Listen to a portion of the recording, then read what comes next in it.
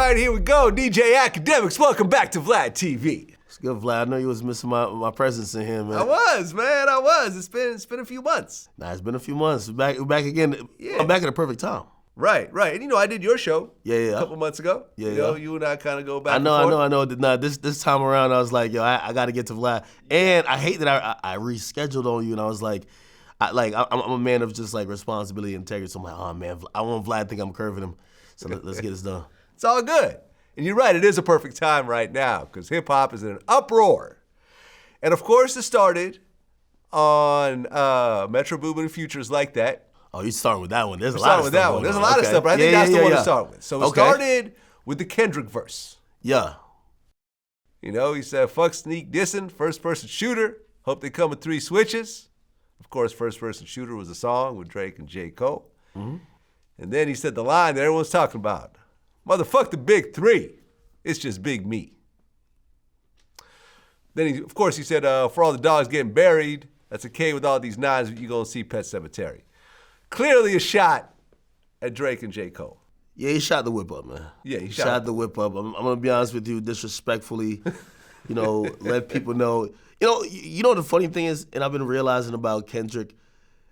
Kendrick is he's like the level of respect or even handle these guys like with any type of decorum. I mean, he's been doing it since Control. He said I heard it talking to barbershop all the time is who's the greatest, me, Jigga, or Nas or something like that. And then he mentions Eminem, Andre 3000, and he says the rest of y'all is just new dudes. Just don't even get involved in this. And he never really respected his peers, and I think always, I'm gonna blame this whole thing on J. Cole, really. J. Cole's been the one trying to like walk in the middle, the little brother, so to speak, the middle child, trying to keep his hands around the 2 other brothers that really want to go at it. And he's been saying this big 3 shit this whole time. Yo, it's big 3, it's us, it's us, it's us. Like Kendrick never looked at the whole time was like, who's us? Like, I don't fuck with you. So, I mean, 2 things occurred, right? Him and Drake should have already kicked off, but something happened along the line where his relationship with J. Cole severed. And that you could actually see it being documented from when they were first linked and seen in the studio and they were supposed to do an album. Yeah, you've been hearing about this J. Cole Kendrick album forever, but you've never heard any songs or any progress or nothing. But then again, just to be fair, Kendrick's had a lot of albums, like the Black Hippie album never came out. That's with his own label mates. So it seems like Kendrick is just doing Kendrick the whole time. Punch used to tease it like, hey, they got a couple projects. Ab-Soul went on, while he was on the Breakfast Club one time, he was asked about it. Yo, what's up with this Kendrick and J. Cole project? He's like, nah, it exists, it's coming. Punch was like, yeah, we're waiting on them. Like, what is happening? And then years later, when a fan finally said, yo, we need like a couple tracks, he was like, nah, this ain't ever coming, it's over. And that was like kind of abrupt where people were just like, oh, they're just not going to put it out. But I have to imagine something along the line happens. And I really think that, I think Kendrick and Drake were parents fighting over custody of J. Cole. Drake won custody in family court. And of course, Kendrick a little mad. You know what I mean? I think that's what happened because the way he does both of them, he acted like he don't even have a relationship with them, which I imagine he doesn't really have one with Drake. Drake back in the day when he did Control, his demeanor was, are we really dissing or we're rapping? Like, I can't tell it because you're not standing on it. I think his line specifically was, hey, you're going to call my name out to get a moment, and then you're going to just say you're just rapping. Well, that's not how I do it. Like, usually if you're going to call my name on it, you're going to stand on whatever you say. So, I'm still blaming this whole thing on J. Cole. He's been acting like these 3 are kumbaya. I mean, the culture's kind of wanted them to be kumbaya. And, Kendrick said, fuck that shit, man. Right. And then J. Cole came out with, a couple of records, but 7 Minute Drill was the main one. Yeah. He said, I came up in the Ville, so I'm good when it's tension. He's still doing shows, but fell off like The Simpsons. Your first shit was classic. Your last shit was tragic. Your second shit put N-words to sleep, but they gassed it. Yeah. Your third shit was massive, and that was your prime. I was trailing right behind, and I just now hit mine. Hey, this is hip hop chess at the highest level. I've always said when Drake defeated Meek Mill, we gave him more credit than he really deserved. Meek is one of the, I think we have now accepted, he's one of the dumbest rappers, period. I'm pretty sure, there's an infamous picture where he's playing checkers on the chessboard. You know what I mean? Well, it's the same, wait. No. A chessboard and a checkerboard is the same board. Okay, but he's playing with chess pieces. Okay? And he makes a irrational move where he says, hey, you gotta play chess like a king. And he moves the king in front of all the pawns. It's crazy. Just on a chess level, he has no idea how to play the game. You get what I'm saying? Got it. The point of what I'm trying to say, this is not a guy who's someone who's intellectually savvy, and as much as people think about rap beefs at the highest level, a lot of it is not only lyrical, how you respond, it's timing, how you respond, the moment you pick. The moment Kendrick picked was amazing. Right. It's on an album that's already aimed at kind of letting the culture know, this guy that you guys think we all love, we don't fuck with this dude. Metro and Future put this album, we don't like this guy. He comes in on a very strategic part to say... Wait, so are you saying that album title, We Don't Trust You, it's all about Drake. Is about Drake? Of course, they don't like trust him. Drake? Yes. But Future had a whole project... Metro don't like him. But Future had a whole album with Drake that ended up being a bigger album than the one he has with Metro. That's a little bit of the confusing part, but there's been rumors that Future and Drake aren't on the same terms. So Future apparently felt a certain way that Drake did this album with Savage. He felt that way, allegedly, because if you go back to when What a Time to Be Alive was made, it was made at a unique point where Drake just came off of the Meek issues. And those issues, a lot of people were like, yo, this is a soft dude beefing with the street guy. He needed that cosign from the streets, right? That cosign was Atlanta. That cosign was Future. He stood next to Future as Future just came off a historic 3-run album, a mixtape. Then he dropped his album, right? And then they did What a Time to Be Alive, right? So now Drake is almost like untouchable, right? So Drake comes back around, and by the way, this is the only hypocrite. I can't even speak. This is the only hypocritical part of the whole thing is that Future have done joint albums with other people too. He's done one with Thug, he's did one with the late Juice WRLD. Yeah. He's done one with other people. However, I think the reason why he felt a way is that if you're gonna come back to do one with an Atlanta rapper, a street rapper, years later, why do you go with Savage? Why don't you go with him? Now, I don't know if Savage and him also has a little weird things. It's Atlanta. Niggas be beefing, you don't know. I don't know about that. But from what was said is that he always felt a way about that. Right? Now, of course, there's internet gossip saying that there's women in between them. That's a little bit more far-fetched, just given the fact that these guys...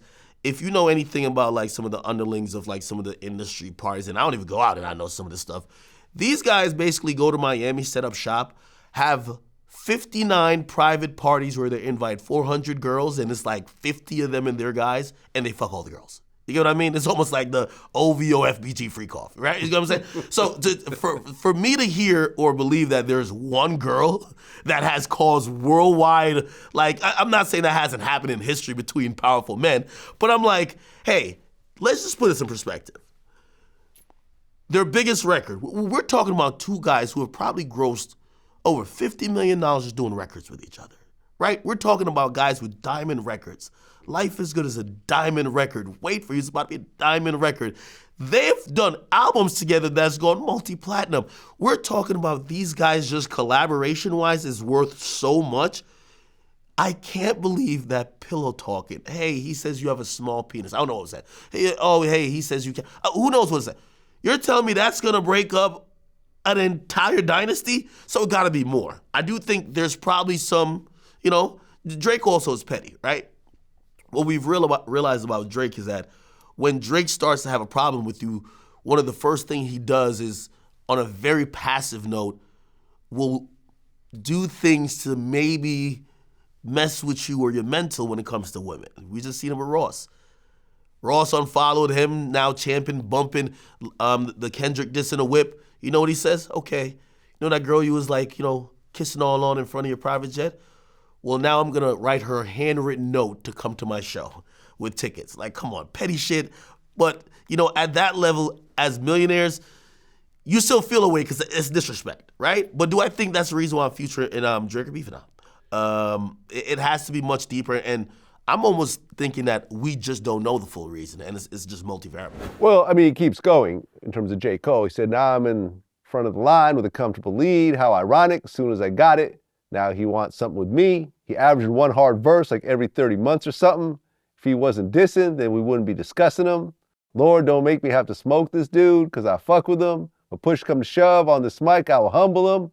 4 albums in 12 years, I can divide. Now, this is a quote from Jay-Z from Takeover. Said 4 albums in 10 years, I could divide. That's from Takeover. It's one or two. Okay, absolutely. Now, of course, you got to also think that Takeover generally people felt was a loss to Ether. Yeah. So he's quoting the losing song.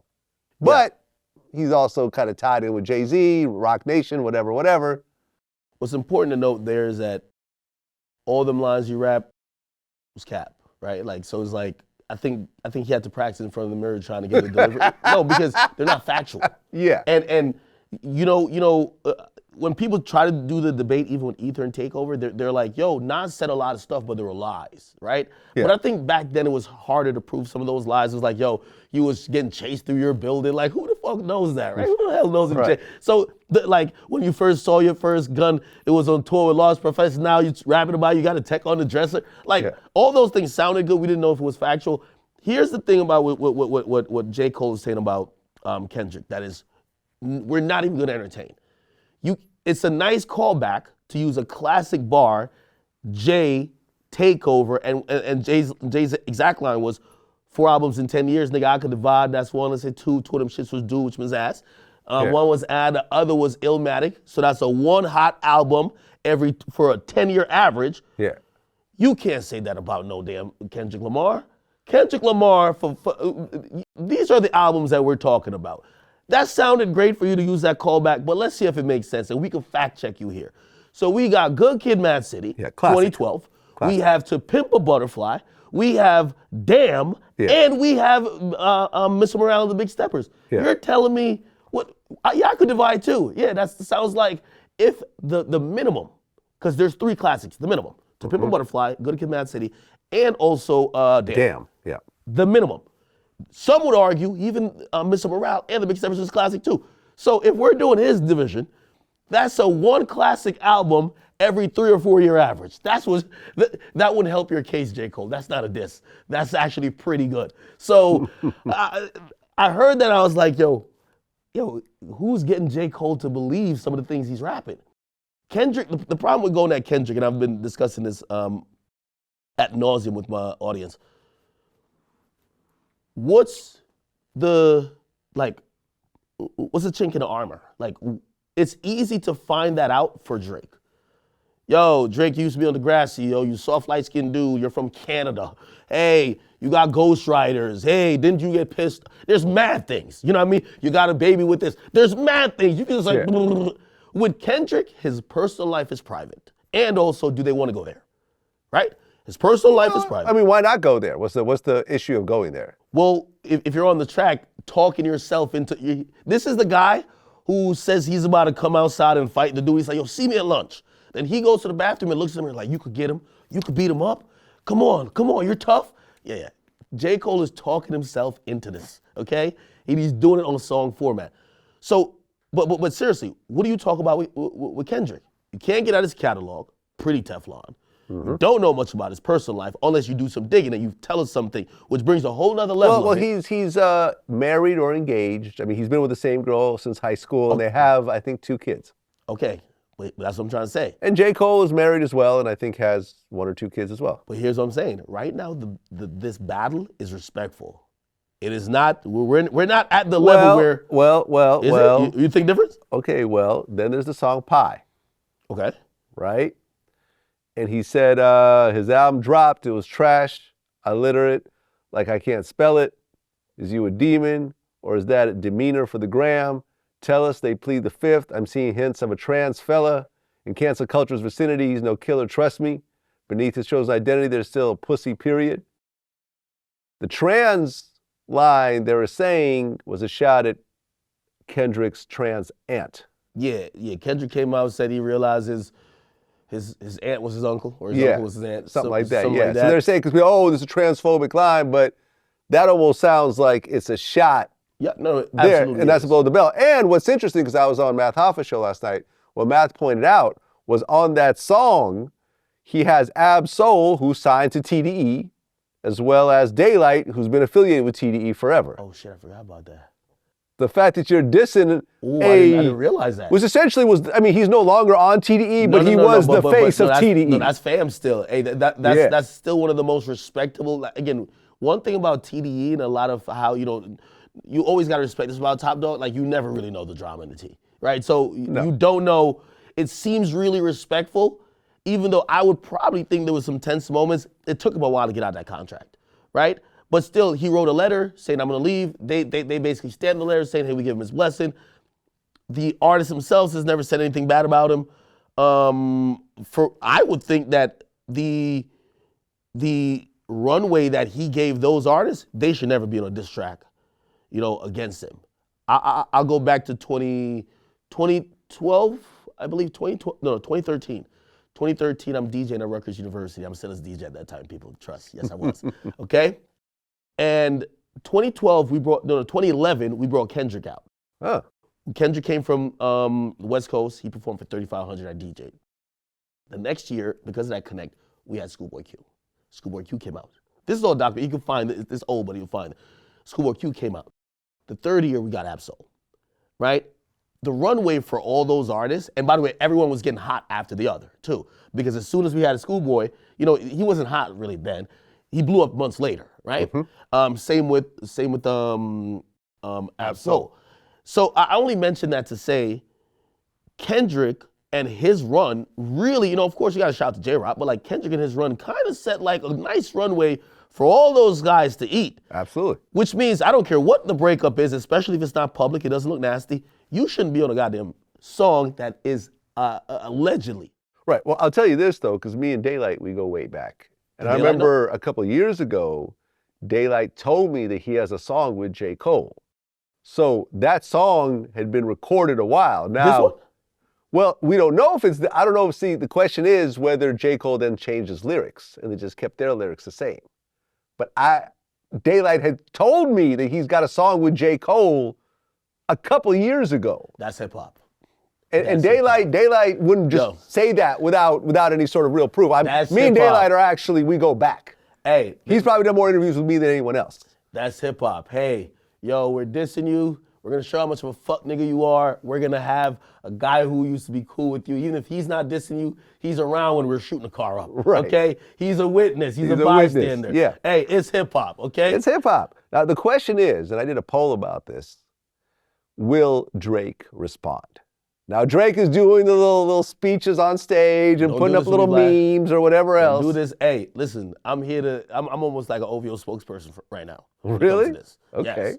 Drake, unequivocally, 100 million% will respond. Maybe not in the timely fashion that some people are trying to put onto him, because here's the thing, this is the A-side. He is the A-side. Also, here's the thing too. I'll be damned. If a guy takes 5 years off rapping, comes back with one album, goes for another year, and pops up with a diss song, and I gotta respond in 3 days. Oh, hell no. Okay? Now, going back to what I was saying about this type of rap beef, you see, I always gotta use Meek Mill as like a foil. He's stupid. Like, you could have defeated that motherfucker with anything, okay? Like, he's the guy, 2 + 2 might be 22 to him. When we're talking about Kendrick Lamar, we're talking about a shrewd operator. Yes. This is gonna be the hardest battle Drake has ever had to face. Oh, yeah. Well, although, hold on. The Pusha T one was serious. In fact, he never even responded to Pusha T. And Pusha T came pretty tough. And he also exposed his son. He put up the blackface picture. But that's my point exactly. What Drake made his fatal error was he got dissed on Infrared. He said, fuck it, load up the clip, we're dumping it. He expected a response. he never thought the response was going to be something, which, by the way, he's a hip-hop historian his damn self. You should know in a battle, people will go dig up paperwork on your mans, like just like battle rap, hey, your mans used to snitch, blah, blah, blah, we're going to get it. So he was blindsided. And also he thought that was off limits because apparently he had showed like either Kanye, yo, I do have a son. Now he felt Kanye leaked that info to the guy, leaked info to Pusha T, and now Pusha T's weaponizing it. So he felt blindsided. Pusha T addressed this. He said it was a girl that was messing with 40. Okay. And 40 was pillow talking to her, and she went and told someone else. You do know that that's the go-to line when you find out information. Right. I didn't get it from your mans who really told me. I got it from the girl you're fucking. Yeah. You're fucking too many girls. Right. Okay. But still, that was a fatal mistake he made. He won't make it again. This is why he's taking his time. Because here's the logic. Kendrick, who basically is Kawhi Leonard. The motherfucker played one game, skipped 30. Okay? Plays another game, skips 80. Misses 2 seasons, comes back, and plays All-Star game. We don't know what's going on with him. So cool, he pops out of the blue. He's on the album of the two dudes. Keep in mind, Metro Boomin, he's on Twitter like twiddling his thumbs and like thinking he's like an evil villain. They're making a hate album for you, right? Which to me is the ultimate sign of respect, but still. And this guy who don't rap, who basically go to practice, just jumps on the album to diss you. Think about it. If we are supposed to believe that Kendrick don't have a diss song tucked in his pocket ready to go, you would be very much ill-informed. I think what Drake is doing right now is trying to figure out what that is. Okay, we already dissed you. Nobody put you on the clock, right? Because you're the guy who don't play. We dissed you on first-person shooter. No one was like, yo, he better. Actually, people thought it was so cordial still, they didn't really even attach some of the disses to you. What did they say on first-person shooter? So first-person shooter, they pretty much boxed him out of the top. They said there is a big 3, but they boxed him out of the top 2. Yo, it's pretty much like the best shit is basically me and Drake, where we have the Spider-Man meme. There's a bunch of other stuff, like, that was just littered in there, just basically saying, hey, he's just like me and Drake, we're the Super Bowl. We're 1 and 2. Who goes to the finals? The 2 best teams. We're the Super Bowl. We're the end-all, be-all. Yeah, shout out to the big 3, but like, we're the guys. We're numero uno, and both of them basically say it. They kind of boxed him out there, and that's why you see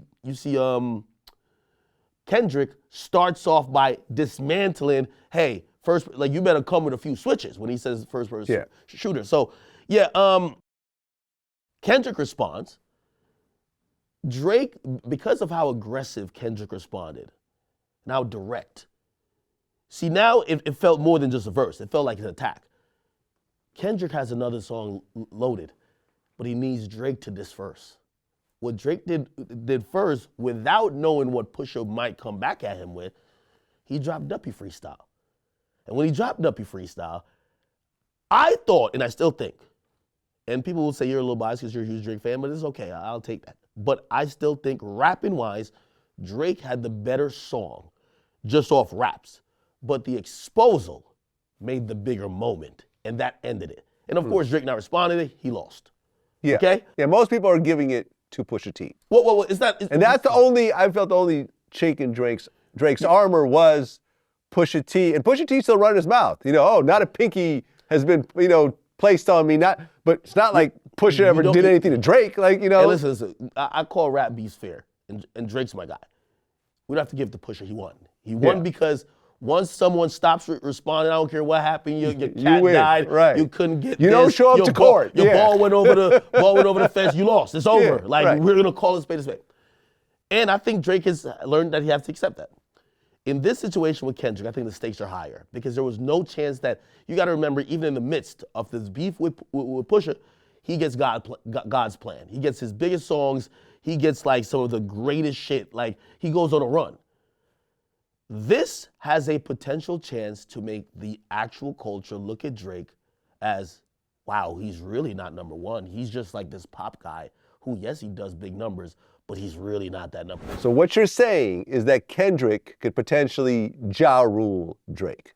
Not Ja Rule Drake, but end the discussion about who is number one. I think Drake, I made this, people have to go back with me in time. It's 2017, that's the year. Drake and Kendrick have always had this kind of competitive relationship, but not only that, fans have always said, it's like when people used to back in the day compare, I don't want to say necessarily LeBron and Carmelo, but whoever those two guys who are kind of like number one and number two in whatever culture. LeBron and Kobe? Yeah, I guess LeBron and Kobe, cool. And but of course, they're really contemporaries though. So what happens is that everyone would be like, well, we think Kendrick raps the best, but this guy's the more successful commercially. Yeah. 2017, it threatened for that to flip where Drake was legit about to get eclipsed. Now, let me bring you back to the time. Drake drops More Life, sells about 300-something thousand records. Kendrick drops Damn. Biggest commercial rap album that year, sells over 600,000. He's selling more than Drake, and they're saying he's rapping better than Drake. He's beating Drake in all categories. Right. Okay? Drake is in the UK with gigs, going crazy, right? He's getting this international thing going on, right? Yeah. But at that point, this is the first time when both have dropped in the same year that Kendrick is out commercially performing Drake. But Kendrick always outperforms everybody when he drops. Not Drake.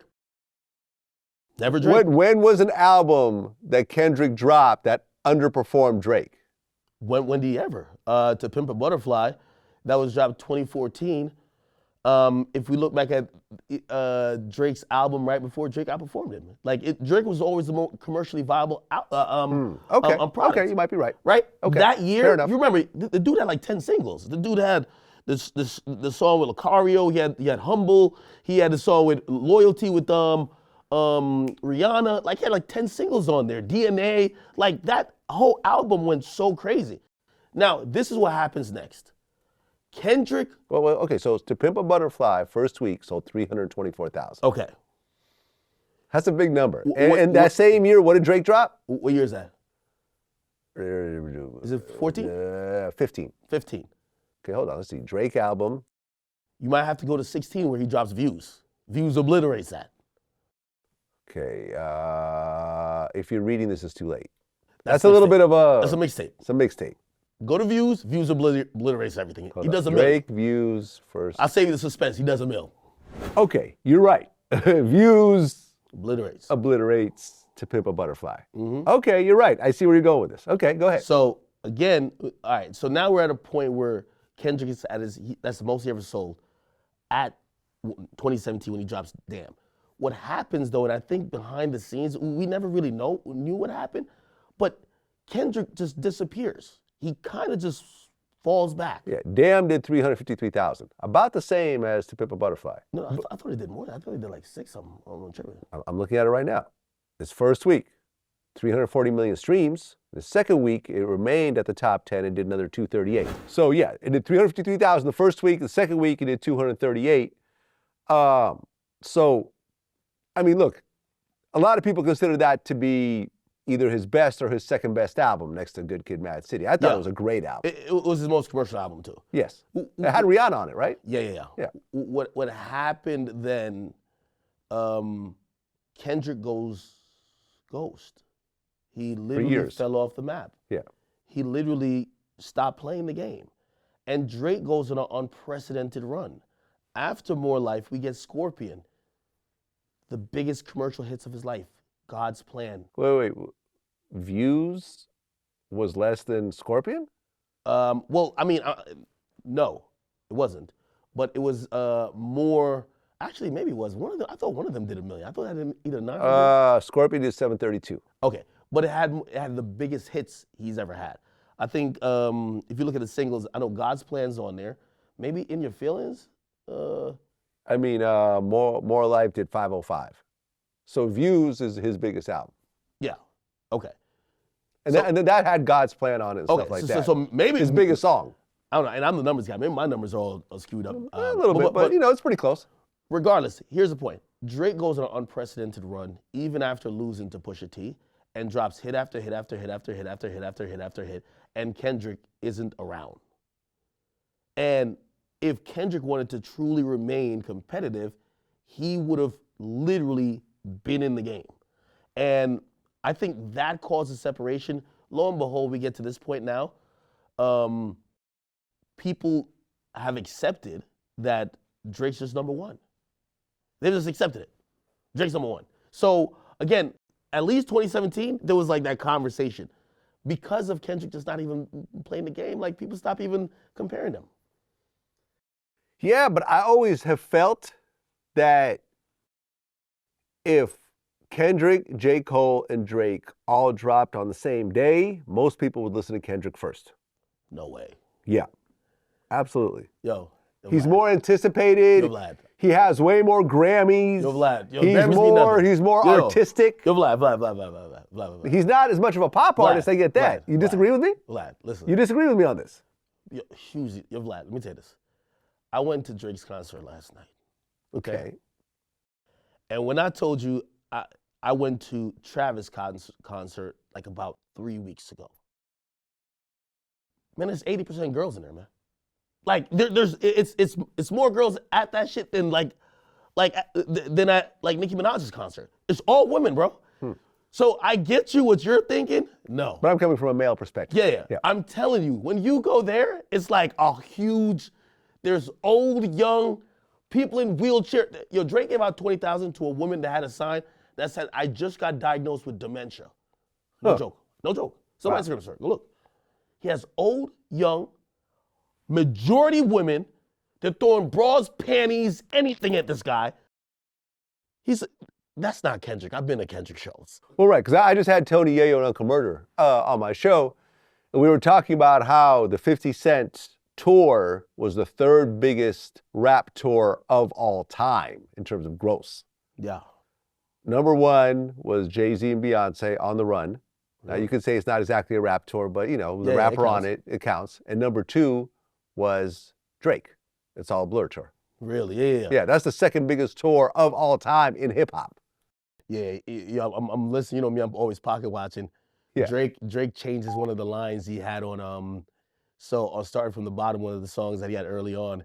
The original line is, "Now I'm on the road and I'm getting $500,000 for a show." He changes the line last night. It's like, "Now I'm on the road getting $4 million for a show." And I'm like, I wouldn't get off tour neither. Like, you gotta realize he did the tour with Savage and he's like, "How's my bank account looking? All right, let's get back on tour, okay? Cole, you come on." And then after, he's like, "Yo, come on, Wayne." So my boy just collecting a bag. Yeah, well, listen, I would love Have you been for to a Drake Drake. show? No, I never have. Let me tell you this. And my boy over there, he was there too. It's a sight to see. Okay. It's one of those things where it's a full-on karaoke. This is how great and how long his career has been and just how much hits he has. It's not even about, when you go to a Drake show, it's not about like the extra stuff. Like when you go to, I went to Travis's show, this dude looked like he was about to do like a triple backflip. Yeah, like, pyrotechnics. Like at one point looked like he's in the fire. This guy looked like he's trying so hard to get energy out of the music and into the audience. Drake is walking around the stage. This time he just puts the mic down. Sing it! And he's not doing no hits, his B cuts. Yeah. Everybody sung every single word of every song the entire night. Hey man, listen. I've never seen it. I've been a bunch of shows.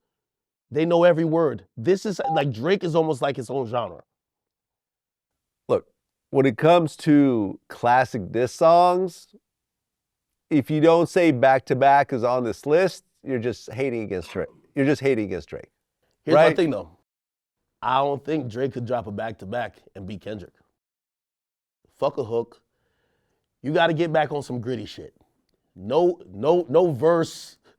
You got to be on some 5 a.m. in Toronto. You got to it got to be so different. Like we don't want if you think about the bars that defeated Meek, yo, is that a world tour or your girls tour? Like, yo, silly bars that you get bodied by a singing. You get bodied by a singing nigga. Yeah. In reality, listen to what Kendrick is saying to him. yo, I'm gonna murder you guys. Like, he's talking so aggressive, you have to meet him at that level, and you can't do it with the, hey, is that a world tour, your girl tour? Oh, no, that's not gonna work. Yeah, it's not gonna work. It's not gonna work. It's gonna be a difficult one. Listen, I would love for Drake to respond. No, he's gonna. I would love for Drake to respond. I'm being a Drake and OVO spokesperson right now. He will 100% respond. 100%. 100%. Okay. He's playing chess. He's sitting back and he's playing chess. I know you already have your war chest ready. I want to see what you have. And I'm not going to jump out there to give you the easy win. Well, I don't think Kendrick's going to drop anything else. If Drake responded already, let me tell you, Kendrick got a song that's going to clap both of them up. Same song, trust me. Clap both of them up. Cole too. Cole got to get the smoke, of course. What, you think that Drake is going to diss J. Cole too? No. Kendrick. Oh, Kendrick, okay. Kendrick got it in the tuck. Okay. Everything was a preview. Right. It's a warning shot. Right, but I don't think that Kendrick is going to respond to J. Cole. I think he's waiting for the Drake response. No, you got to. Because now we're seeing a pattern of behavior that, like, and I know this word never goes along beside Kung Fu Kenny's name, but cloud chasing might be a thing then. Because if you're calling people's names out, we already seen this with Control. He called out 50 people's names, 25 of them responded, and he ain't responded to none of the 25. You know why? He wanted the one, he really want only Drake to respond. Right. So why call out the other guys? He never responded. Yeah, it's like, he called out Big Crit, Pusha T, Wale, ASAP Rocky, something, Drake. Hey, you know Lupe responded. You know Big Crit responded. You know Meek Mill came with a, ooh, kill him. You ain't respond back to them. Why call them out? No, listen, I was on Matt Hoffa's show last night, and what Matt said, which I agree with, is that right now, April 6th, 2024, the score is Kendrick 1, J. Cole 0. Right now, and then Drake 0 as well, because there's no response. I think Drake sent J. Cole out to do that. Like, yo, go ahead. Go ahead. Yeah, well, he what wants, I'm saying is that the king. Go ahead, fuck him up, see what he got. We're going to play that by ear.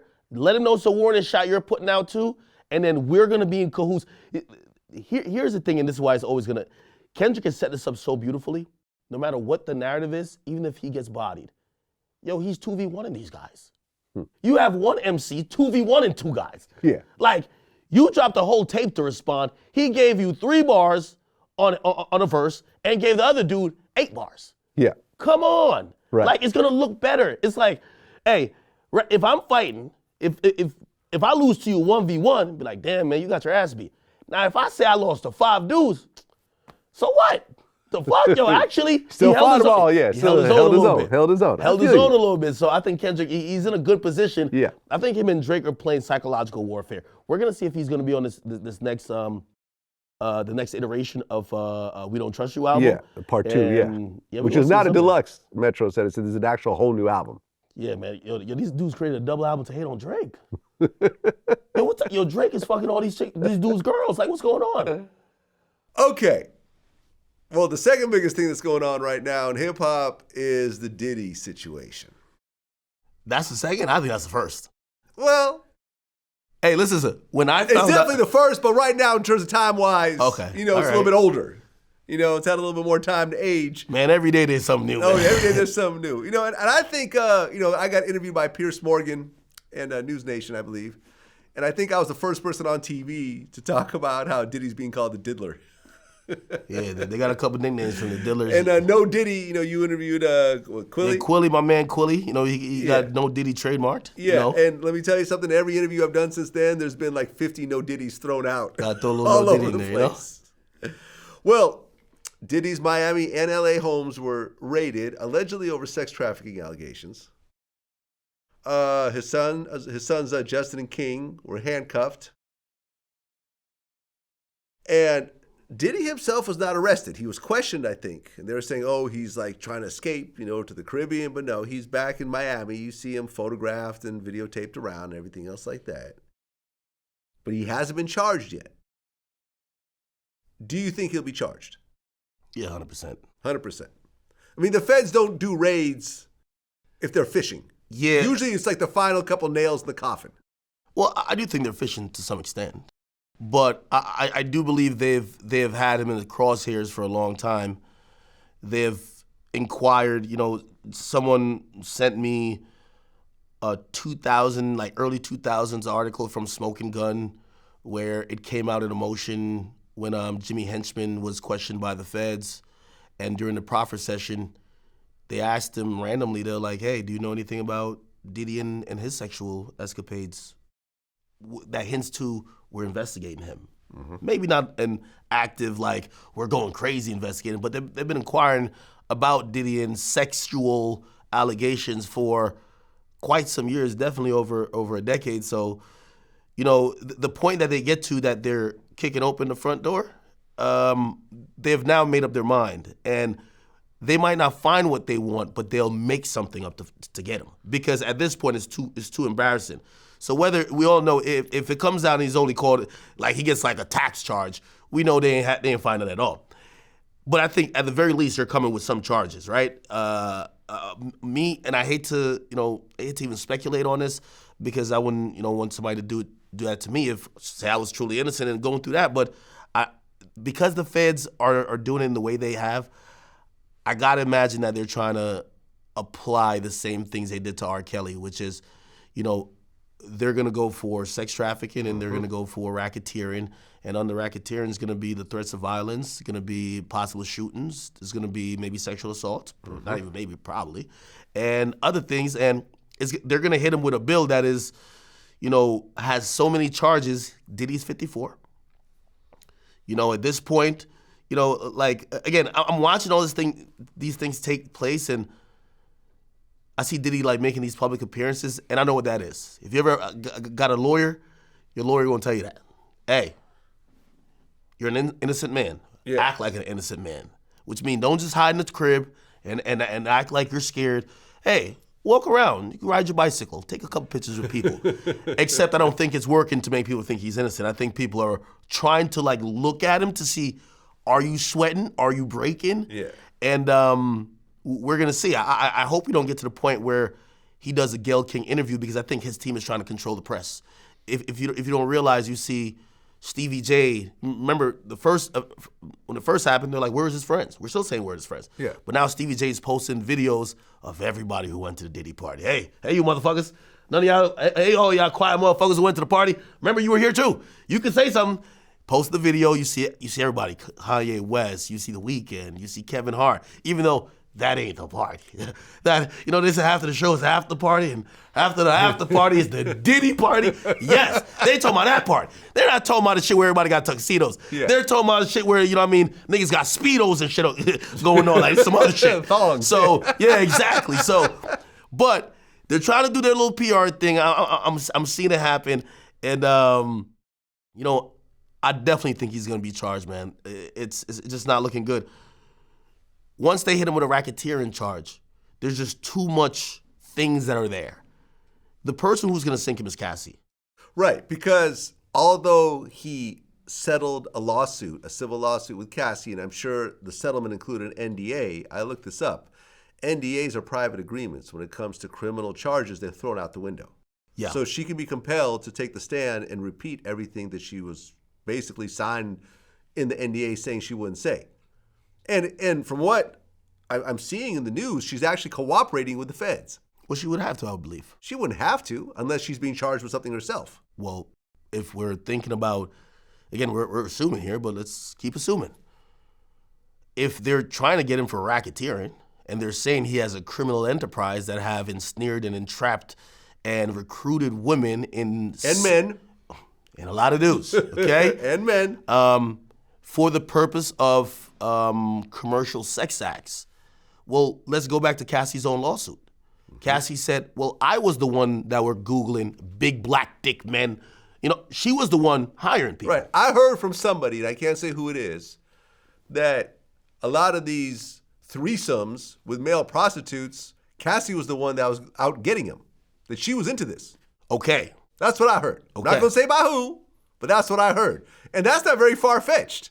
You got a young girl, she probably enjoys sex with young, muscular men her own age as opposed to this older guy. Okay. What did you hear about what Diddy was doing, man? Was it like, that's just odd. That's the odd part of it. Diddy's whacking off in the corner while another man boning his girl. It's like, you know what I mean? Like, anyway. Okay, so if we're going down that train of thought. Yeah.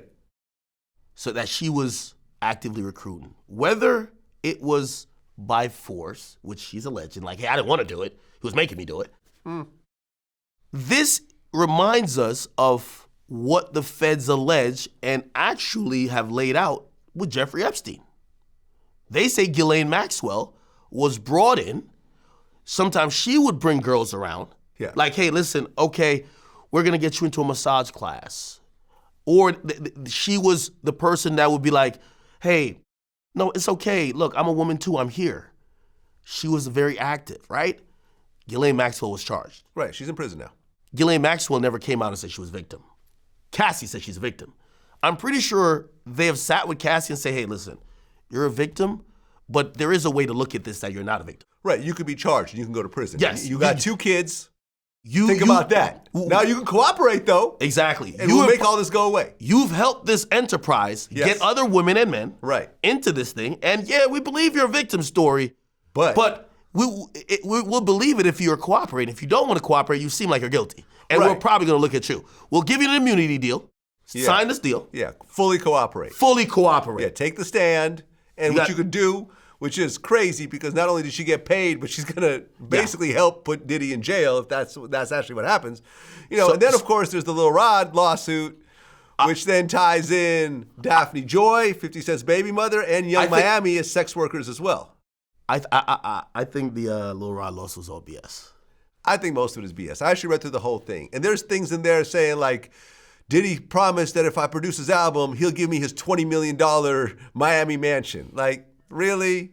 Hey, really? Hey, I have a deep dive. Come on, get out of here. I have a whole deep dive on what I think that is. That is, it's related to a lawyer that's been accused of shakedown attempts. Isn't the lawyer being charged with something, or like the judge is like accusing him of something? Just yesterday or 2 days ago, another federal court judge actually referred him to a grievance committee, saying that he has a pattern of filing salacious lawsuits with the intent of embarrassing popular citizens, hoping to settle quick rather than go through the legal process. And they're using the legal process, so they cite what's called Rule 11 for how attorneys should operate. It's like almost a code of conduct in the court process. You're not supposed to file frivolous lawsuits or lawsuits in bad faith to leverage elsewhere to either circumvent the process or taint the process. And if you're now you're filing these erroneous lawsuits with these crazy allegations, and your thought is only to get the person settled, you don't even intend to really go to court. So this person's being scolded in federal court. Now they're going to grievance committee. They were behind dragging Nicki Minaj into the case where they represented Kenneth Petty's the victim. Yeah. Again, who knows what happened there? I'm not saying these people aren't victims, but Nicki Minaj was not there. But Nicki Minaj has the bag, so you got to extort her allegedly. Then, if you look at the other situation, Tiffany Haddish got her career almost damn near ruined when allegedly one of the parents of one of the kids that was in that video sued her. Allegedly, there was a lot more to it. That parent was even cool with Tiffany Haddish years afterwards, and even months before that lawsuit. What happened? Settled. You know what's in common? Same lawyer. Yeah. Lil Rod, same lawyer. Same lawyer. Yesterday, Christian Combs, the new allegation with a yacht, same lawyer. Right. And Christian Combs, Justin got El Chapo's lawyer. Hey, let me tell you this. One of the things, I started saying this on my stream today, I said, something about this don't smell right. And, I'm in the media, but I definitely I owe it to my audience to, try to be as independent as possible. It's the reason why independent media is winning. And something about some of this doesn't sound right. There's no defense of Diddy. I think Cassie and there's a few other victims, they're the one. By the way, here's the thing too. The feds haven't even talked to Lil Rod. If all the information, I heard about this. Yeah. If all the information, if all this was true, because the feds don't even seem like they won't talk to you. Yeah, there's a thing in the Lil Rod lawsuit saying that Diddy and his son shot a man in the bathroom and then put him outside and said it was a drive-by. Say that Diddy would always try to touch his anus and he would shower in front of him, and feds ain't even talk to him. There's so much kind of just crazy. This is where the Young Miami and the Daphne Joy sex worker thing is, and of course 50's having a field day. So yesterday, Lil Rod hits me up. Oh. I've hit him up previously. I said, hey, look, come on, I want you to come on stream, explain what's going on. Yeah, I actually DM'd him when I went to his page, I just noticed he was following me. So I DM'd him. I said, do you want to do an interview? He saw it, but he didn't respond. Okay. So he hits you up? Hits me up. Okay. Says, what's my number? Mm-hmm. Doesn't call. You know, when I know sometimes people hack people's pages and try to get their numbers through just, he unsends the message. Odd. Okay, cool. Unsend my number. About an hour ago, go by, and a random number calls me. They call me a couple times, then they text me, they say, hey, call us back. I call back. Now, it's very clear that I'm accurate. I don't know if this has anything to do with Lil Rob, but I'm telling the timing that anybody can make their own decision on what they think is happening. And after this call, I really said, yeah, this stinks. Something ain't right. Yeah. So they say to me, hey, we got some information. They said this is Christian Combs' bodyguard. That's what they say. That's what they told me. I think that's a lie. But regardless, it's cool. They say, we have some information that you would want. I said, what is that? They said, well, the new lawsuit, Christian Combs was on the yacht, and while right before molesting or sexually assaulting this woman, he was actually rapping in the studio. We have the song he was rapping. There's 2 audios.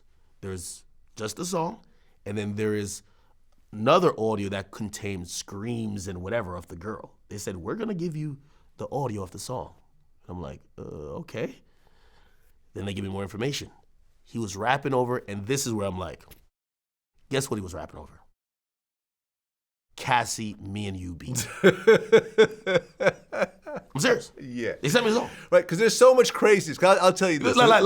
Just put a picture on this. Yeah. So you're telling me the father is accused. By the way, this happened in 2022, but still, Diddy was with Cassie, right? So you're telling me years later, after they break up, the son says, hey, yo, put my father's ex-girlfriend beat on. And as soon as he hears it, he raps a few bars and says, fuck it, let me do some sexual assaulting to her.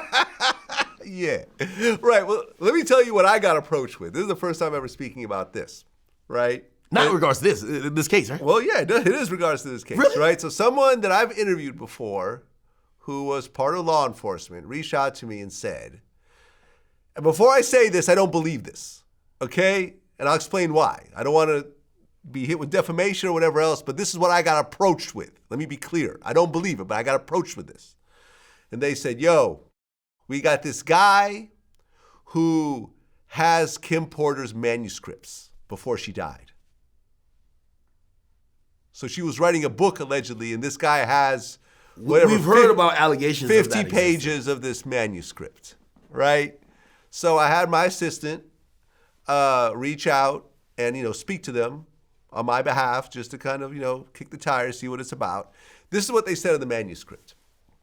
They said that this is what they claim are in the manuscript. And once again, I have no idea. I don't even believe this, but this is what they're saying. This is the kind of stuff that's floating around. They said that in this manuscript,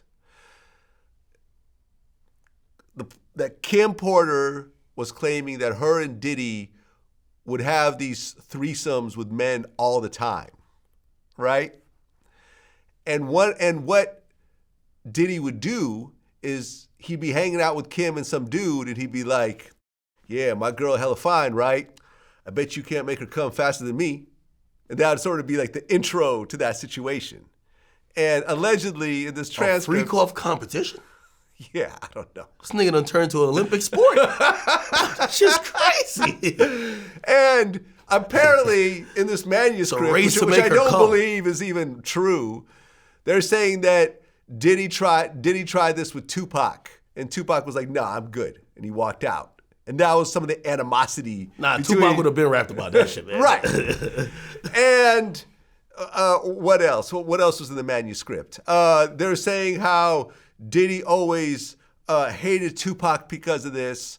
And when he found out that Pac was coming to the studio, he called Jimmy Henchman and let him know that he was there. And that's how Tupac got shot. And he was also, Biggie and Tupac were actually cool, and were about to form a label together, and Diddy was so mad that he pulled Biggie's security the night he got killed, right? So I went and talked, I have connections to Tupac's crew, right? I've done more Tupac stuff than anybody, so I have connections to his people. Number one, if Tupac had in fact been offered to fuck Diddy's girl, that would have been mentioned and hit him up. Come on, man. Because he said, that's why I fucked your bitch, you fat motherfucker. Hey. And I heard that story. I know someone that got a call from Tupac, and he said, yo, I just fucked Faith. She's in the other room right now. And he was all excited. Yo, I just fucked Faith. I just fucked Biggie's wife. And then that ended up in the song. They said they never heard Pac mention that Diddy offered his parts, girl. Though. What's that? They're deleted parts of Hit 'Em Up, though. I think there's some shit about Jay-Z. It's not on there. No, it's not on there. Okay. It's not. There was never a mention of it in conversation, song, anything else like that. And then the part that really puts bullshit on the whole story was that Pac was heading to record a verse for Lil Sean, who was Jimmy Henchman's artist. Jimmy had already said in interviews that he knew Pac was coming. He was paying Pac $7,000 for the verse. And they got into an argument because Pac wanted to be paid in cash. And Jimmy's like, this is not a drug deal. I can't pay you in cash. I have to pay you with a check. So Puffy didn't need to tell Jimmy that Pac was coming. Jimmy knew Pac was coming. And in fact, the fact that Biggie found out about it was because Lil Cease was on the balcony smoking a joint and saw Pac downstairs. Like, yo, Pac, what up? This story's been told 100 times all over the place. So once I started kicking the tires and seeing, I'm like, this whole manuscript story sounds like bullshit. Yeah. But it makes for good content for somebody, just not for me. So they sent me the song. Now also, CNN actually did say that they got audio too. By the way, when I'm talking to the person, I say to them, I say, they asked me the most Diddy-esque question ever. and I missed my biggest chance to say no Diddy, because they said, they described the audio, and then they say to me, what are you willing to do for this audio? And I was just like, what? Wow, we're talking about Diddy, you're gonna ask me this question? Like, it's like almost like asking for my booty hole. Like, what the hell? So I should have just said no Diddy, like, yo, instantly. But I figured that they were trying to solicit money. And like, okay, you're trying to solicit a payday off this. So I said, hey, I don't pay for content like this. I can, though, refer you. I have people that work at some other press organizations, namely TMZ, that they'll pay for this type of stuff. And I don't give a fuck if I'm first or second. I'm going to report anyway. It's all good. But I can help you get paid if this is some really exclusive shit. And they literally said, no, we want you to have it. It's almost like a setup for a defamation lawsuit. Yeah, it was like, you want me to have it? And I was like, well, I just don't pay for something. And they said, you know what? It's all good. They said, don't tell where this came from. There'll be more of this. Give us a couple hours, you'll get it. Did you get it? I did. I played it on stream. There is an actual, I don't know if it's AI, but there's an actual recording of Christian Combs on the Me and You beat. Again, we don't know when it's recorded. We don't know if it's actually just like spliced. I don't know what it is. But for me, I took it as this might be an attempted PR, because I do think the Cassie shit is really what the feds they care about that, and a few other victims that we probably just don't know about. Yeah. A lot of this Lil Rod stuff, I think they're pushing the media envelope to keep building, hoping that, like, hey, yo, you're in over your head already, Diddy. You might be going to jail. You pay us $1 million, we'll come out and say, like, this is cap. You get what I'm saying? I think it's just a shakedown. You get what I mean? Yeah, I think so too. So, it felt like it was an attempt, like, like, my live stream has been like, I mean, we had like almost 50,000 people concurrent, like just going over this stuff. It's been so big for us, like just covering this. I felt like they wanted to slide in a narrative, but they were just giving me the, okay, here's some stuff to, and at that point I'm like, my favorite saying is, I was born at night, just not last night. I felt like I was trying to be, someone was trying to, they were attempting to manipulate me. Yeah. For the use of putting out and publishing something that could seem like, oh, of course this motherfucker's guilty, right?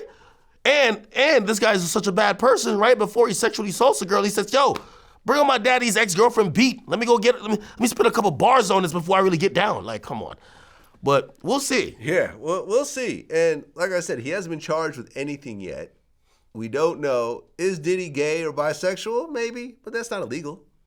You could be gay. Hey. Has he had sex parties? Probably, but those aren't illegal as long as everyone's cool with it. Hey, I think we're going to get to, at some point in this process, Diddy's going to come out and say, hey, listen, this whole hip-hop industry been bullying me. They've speculated for years. Everything I've done has been consensual. The truth is I'm a bisexual man. No, I know you're laughing, but seriously, I'm a bisexual man.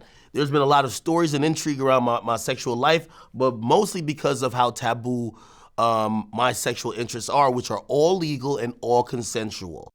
There is multiple shakedowns happening, and those are the reasons why the police have started this investigation. I believe that it will be seen and proven that I've done nothing wrong, and I think that's the only way for him to handle it, right? Because I think at this point, what keeps the story going is not the idea of, did he do something wrong? It's like, this motherfucker, he had a thumb up his butt in the corner jerking off, watching. It's like this, it's all type of what?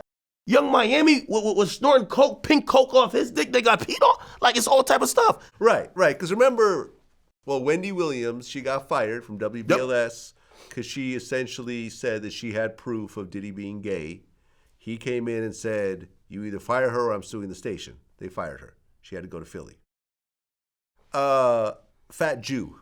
He said that he walked into a party and there was a room and he saw Diddy and Felix the House Cat, this house producer who's openly gay, spooning with each other, essentially. So there's been stories about this, but listen, if you're gay, you gay. Nothing illegal about that. Yeah, that's why if I'm him, you got to beat people to the punch, man. You got to because now people are thinking about your put like this. This is why Meek Mill went crazy, right? They're like, Meek and Usher's one of the people he fucked.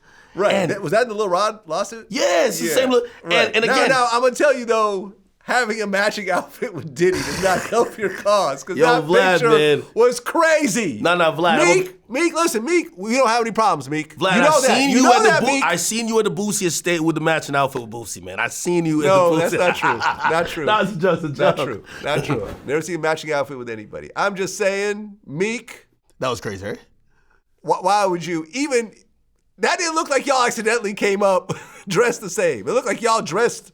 It looked like they went to the closet together and put on matching outfits. It looked like they went to the mall and they both went to the fitting rooms. And when something is too tight for you, like you put it over the thing that they can take it, they're passing it to each other. Yo, Diddler, I think this is too tight. Maybe it could fit you. All right, pass me what you got. Yeah. All right, Playboy. Yeah. Remember if you watched the 50 Cent Drink Champs interview, 50 Cent said, when he hung out with Diddy this one time, he was like, man, I'm going to take you shopping. Take me shopping? Like I'm a bad bitch or something? Like, what the hell? And then I don't know if you heard my story where Diddy tried to buy my jacket off me. For real? You never heard about this? Oh, shit. He was trying to get you on clothes. I was at a club. You was about to pay per item to get you naked? Listen. No. We were at a club. I was at a club. That's like a disgusting form of naked twister. I'm going to just buy your clothes off you. Like, this is crazy. I was at a club. I've told the story a few times. I said it on Drink Champs the first time. I was at a club, and my man Rikers, he basically was doing celebrity. Your man's name is Rikers? That was his nickname. Oh, I was about to say, God damn. It's his nickname. Everyone knows who he is, okay, right? Okay, this is a name that everyone's familiar with. And there was a company called Stalin Dean. They did these really dope throwbacks of old black football and baseball teams that are no longer around and stuff like that. And he gave me this jacket with a matching beanie of this team called the Brown Bombers. It was an all-black football team from the 1930s or something like that. So, I'm feeling fresh and everything else like that. I go to the club, and I'm hanging out. Diddy just happens to be in the club. So this dude walks up to me, and he was like, yo, I work for Diddy. I said, okay, cool. He's like, yeah, man, Diddy really likes that jacket. He wants to buy it off you. I'm like, no, man, I'm good. I'm not going to take off my jacket and sell it to a man. Damn. You sure? I'm like, yes, I'm sure. He's like, all right, man, well, I just want you to know, he wants you to know that you're the flyest dude in here. I said, all right, cool. And the next day, I remember I told Rikers the story, and the next day they contacted Rikers, and they got one of these jackets from him. My thing was, it was just sort of weird. It was like, why don't you just ask me where I got it? I'll tell you. You was looking in shape then. He probably was looking at you like Meek Mill in the pool. Yo, you doing it, daddy. Yo, you scrambling and scraping. I just thought it was weird, man. I thought it was weird. I thought it was weird to tell and like I wouldn't want to. I don't wear used clothes. Like it was like why would I buy someone's clothes off them? All that being said, though, Vlad, that's not even illegal, man. No, it's perfectly That's not illegal. And this is where illegal. It's just a little weird. No, of course. This is where we're just at this place of, the disturbing elements are, everybody knows, this is what like Mark Curry and the field that say, everybody know you going to Diddy party, one bottle is going to be the unspiked liquor. Yeah, I don't believe that. And you know something? I talked to my man Sean Prez, who does a lot of interviews for me, and he was there, essentially near the beginning of Bad Boy. He said, "Oh, this is bullshit." And he basically said Mark Curry, he didn't make it as an artist, so he's going to go and make up a whole bunch of shit. A lot of this stuff I feel is so sensationalized. Like, for example, when Columbus Short, remember he did that whole story about, and Diddy called me up at 2 a.m., and he said, I want to come over, I want to talk to you about some business. He's like, who else is over there? Oh, just me. That's movie call hours, though, Vlad. Man, listen. Vlad, come on. If Diddy called me at 2 a.m.? At 2 a.m. and said, I want to talk some business with you, I would absolutely go. 2 a.m.? 2 a.m. What's he going to do, rape me? He's going to hold me down and fuck me in the ass? Like, what's he going to do? Yeah, until what's he gonna do? Until you drink some of that sparkling water. Well, I probably wouldn't drink. Your ass gonna be sparkling the whole night. I wouldn't drink the water. I would just. What sit you there. think? You're parched. You gonna have it. You gonna have the. I'll bring my nigga own like water. Diddy. A nigga like Diddy look like he gonna have the. The spot 102. You're like, damn, it's hot up in here. Listen. You got some water? Yeah. Okay, so you mean to tell me? I'm not going over a nigga's house in no 2 a.m. Well, hotel room. Oh, that's even worse. What are they gonna do to you? Bro, why do I need to come up? Why can't we talk on the phone? Okay, so you got a great idea. Let's talk. You mean to tell me that, listen, we all deal with people who are geniuses in their own way. Yeah. Entrepreneurs, geniuses, millionaires, billionaires. You and I both know people like this. They function on their own schedule. When they're inspired in the middle of the night or on the weekend or whatever else, it's like, okay, I got this idea. Come over. I want something to, I want to discuss this with you. You could say no, call me on Monday. By Monday, they've already gone to someone else. Yeah, but it's not. To me, it's not a big deal. No. Contextually, I think it's not a big deal. You're saying Jay-Z called you at 2 a.m. Say, listen, I got this idea. I don't know what Jay into either. I ain't going over there. Okay, well, I would. Hell nah. I don't have a problem with that. I don't have a problem with that. In fact, look at, for example. No. If he tell me his family is at the crib, all right, listen. Like, a private hotel? I've talked to people that knew Kobe very well. And they said that Kobe would pull this type of shit with his teammates. He would call them at 3 a.m. and say, hey, go to the gym. I want to practice with you. And the ones that would say no, we're going to the gym. The ones that say if he said come in the sauna, he'd get him off the fucking team. And the ones that say yes, he'd be like, okay, this dude is serious. He has the same kind of passion that I do. You ever seen that meme when they say when you show up to the Diddy party and you like where the hoes at, but you're the hoe? You ever see that one? I haven't seen that one, but yeah, you show up to Diddy's room and you're like, damn, Diddy, I thought you had some bitches over here. They'd be like, yeah, Playboy, that's you. Yeah. And I would turn around and walk out. It's all right. Well, according to all these people, if we're going by their word, all these guys look like they weren't really trying to disagree to all the butt sexing and. If I came over to Diddy's room at 2 a.m., and he's got his bathrobe open. Yeah, and it's like, he's sitting on the edge of the bed, and he just opened his leg like that. He opens his legs. You could see a ball sack dropping, and he's staring at you, Vlad. Right. He's like, yo, VladTV gonna be the biggest, Playboy. Start licking his lips. I'm good. I've already had meetings with Revolt that went nowhere. I say I'm good. No thanks. I walk out. Okay, but that's what I'm trying to say. And if someone tried to jump me and assault me, I would press charges and I would sue. Vlad, you're being so dense. You gotta imagine. You go to some of these people's places, and that's what's really detailed in these lawsuits. It's such a phenomenal but so extravagant place. It's not like, even if you're on guard, there's 50 different ways to take down your inhibition. Like it's gonna make you unguarded a little bit. Hey, all right, what's up? He might really. You can't unguard me to have gay sex with you. Yo, it will not happen. If he's, I have never been that unguarded in my life. Yo. Yeah, I've done ecstasy and acid and mushrooms and a lot of weed and liquor. I've never been that unguarded. Yo, he spiked. It will not happen with me. Yo, it's the reason why 50 used to call it the Diddy juice. Like, yo, he spiked your Ciroc or your little De Leon. You know what I mean? Right. I wouldn't drink anything. He got you off. I would be obviously guarded coming over there, but I wouldn't drink anything. And I don't think that. Yeah, hold on. But with that, and I also wouldn't think that Diddy would want to have sex with me. I'm sure there's much more younger and attractive men that he could have you sex walk in the with. room, Vlad, and the first thing you say to you would be like, "Remember, I told you was looking fly in that brown jacket. I got one jacket in the closet right now. You put that on? You might be wearing the jacket when I came in. You want to try this on?" Or he give you the jacket, his shirt is off. Yeah. No, he flexing his pecs. Like I said, man, I'm not tripping. I'm not tripping. And like for example, like there's interviews by Exhibit, and the reason why Dr. Dre was fucking with Exhibit for so long, you got to understand that Exhibit at one point was not a very well-known West Coast artist. He was down with Alcoholics. He had like Paparazzi, which was a nominal hit. But at one point, Dre started fucking with him. And that totally transformed his career. He said the reason why that happened is that whenever Dre would call him, middle of the night, weekend, he's with his kids, he's with his girl, he's asleep, come to the studio. Boom. He drops whatever he was doing. He would go over there, and that's how the relationship with Dre formed. And he became a multimillionaire because of that. Because Dre is Dre. And Diddy's Diddy. You can't deny the talent level. Again, maybe if I didn't hear all these things, you'd be like, okay, maybe this person just want to talk some business. Yeah. But now you got to go in there with like, you go there, this nigga's swinging a butt plug, some shit. Come on, man. Hey. If I saw the butt plug, I would turn around and leave. This is what I got to say. The famous Dave Chappelle skit, when they say, it's 9/11, and he said, I'm watching news, and they said, man, all of a sudden they say, we got Ja Rule on the phone. And he says, who the fuck gives a fuck about what Ja Rule thinks at a time like this? It was a stand-up special, yeah. Well, in reality, now we care about Ja Rule. And where is Ja Rule, matter of fact? Gene Deal, the bodyguard, he was describing these freak offs on time. I've interviewed Gene Deal.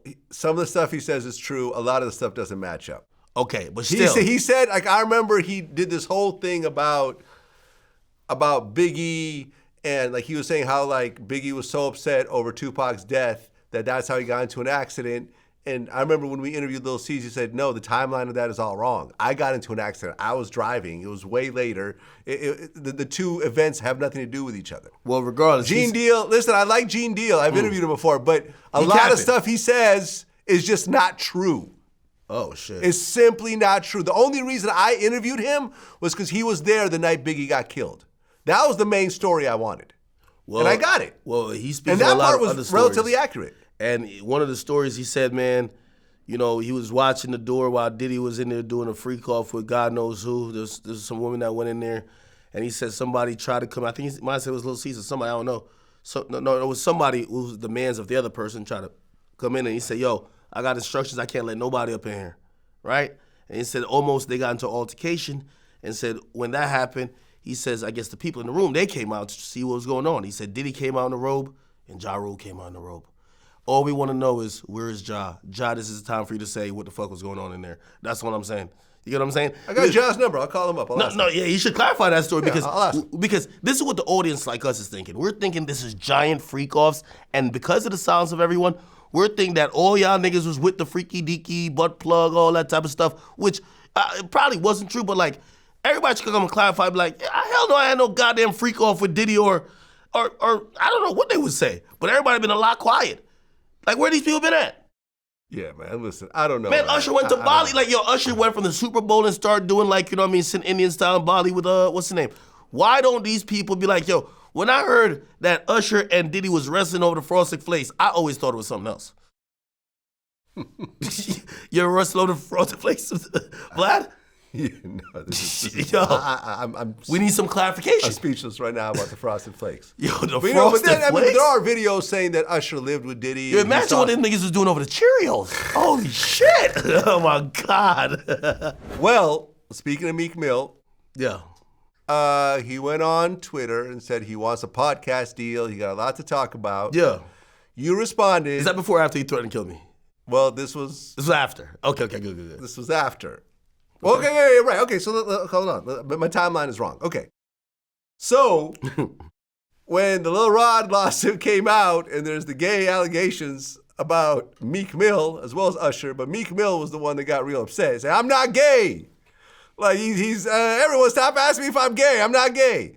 And then you went in and then he essentially threatened to kill you. So essentially what happened is we've been, I do long live streams. I'm streaming for like 5-6 hours. Like, when these things are happening, we're not just giving quick takes. Like, I'm going, like, even today, I bought the Christian Combs document, like the entire lawsuit. We're reading it word for word. We want to see what's because a lot of times on these sites, I've always said, like, I kind of pride myself on trying to go the extra mile. A lot of people just go to, like, say, I don't know, Rolling Stones or Variety, and they see a summary of what's in a lawsuit, and they regurgitate it and even make it even smaller, and they put that out. Yeah. Well, I got time, and people want deep dives, no Diddy. And we got a lawsuit. So the Lil Rod lawsuit we got. Yeah, I read through the whole thing. And it didn't mention Meek by name, but there was a footnote. A Philly rapper who used to date Nicki Minaj. It was like a Jeopardy question. Who is that? There could only be one person on the planet. Unless there's a Philly rapper that also dated Nicki that no one knows about. It's obviously Meek Mill. So essentially, I reacted to, like, I literally found out on stream, I'm like, what the fuck? I'm like, yo, no way Meek Mill was in these freak-offs. Like, I know we've seen the video in the pool and the matching outfits, but no, Meek is like the toughest, biggest gangster. Like, he's like a killer. Like, no way he's like getting, bent over by Diddy, the diddler. So I reacted like, I'm not even believing it. That reaction went viral. And the next day, Meek, as I said, he's a special type of stupid, as 50 would say. He's seen me reacting to it and thought, I made it up. So he's like, yo, you know what I'm gonna do to Akademiks when I catch him? Now, previously, me and Meek had a truce. But I remember, because I remember the last couple of times I brought his name, and you're like, hey, listen, me and Meek are cool right now. I don't want to take these shots at him. We had a truce, but Meek and him being so dense and being so dumb, he actually thought that I made up the lawsuit. And by the way, even after he started threatening me, and I said, I didn't make it up. I said, just clear up whatever it is. But I didn't make it up. You know what he said? This is clearly AI generated. Like, I'm like, yo, Meek, Meek is so dumb he couldn't even spell AI. Like, how the hell you know this is AI generated? Bro, this is an actual lawsuit. I'm showing him, like, look, it's filed in federal court. Right. Nah, this is Here's lies. the PDF file. Exactly. So the PDF's AI. Yeah, so he basically starts, he says, you know what, man? He's like, yo, he starts going, like, off the deep end. He hasn't even cleared up the rumors yet. Like, rather than saying, hey, this is lies, I'm gonna have my attorney, deal with any salacious lies spreading about me like a normal entertainer would. I am not gay or whatever the case is, or I've never been in any sexual situation with Diddy. He says, I'm gonna kill you, Akademiks, and what I'm gonna do is, he says, first things first, he says, someone send me Akademiks' address. Right. He said, I'll die to shut you down. Yeah, then he says, I'm going to die to do it. Then it was which is crazy. Which is a crazy thing to say. Meek is cut it out. You're not gonna die to shut down Akademiks. You're a multimillionaire with a great career and kids. Cut it out. Yeah, grow up. Meek literally then tweeted out a couple tweets after. He said, well, the governor just called me. And I was just like, this makes like, wait, you're planning a murder online. And the governor calls you to talk you out of it? Like, also, the reason why him and the governor are in cahoots is primarily because he's the guy that they kind of taunt around for prison reform. Okay. Right? Yeah. And he's like, yo, I'm down to die over it. Yeah. The funny thing, I always tell people, I said this is a gangster rapper paradox when they're threatening a civilian. They say this. Yo, I'm gonna kill you, this and third. And if you actually say, all right, I'm not scared of you still, because you usually back out once they say they're gonna kill you, because they're a gangster rapper. They rap about spinning blocks, Glocks, and switches. They're the killers of the earth, okay? When you tell me you're not scared of them, they flip it on you. Man, you just trying to trick me out of my position. You trying to send me to jail. Right, he said, I'm gonna treat you exactly to the effects of you influencing, I'm gay and I have 3 sons. I'm getting you Addy now, I'm coming. Then he told me he was gonna record a video and pee on my steps.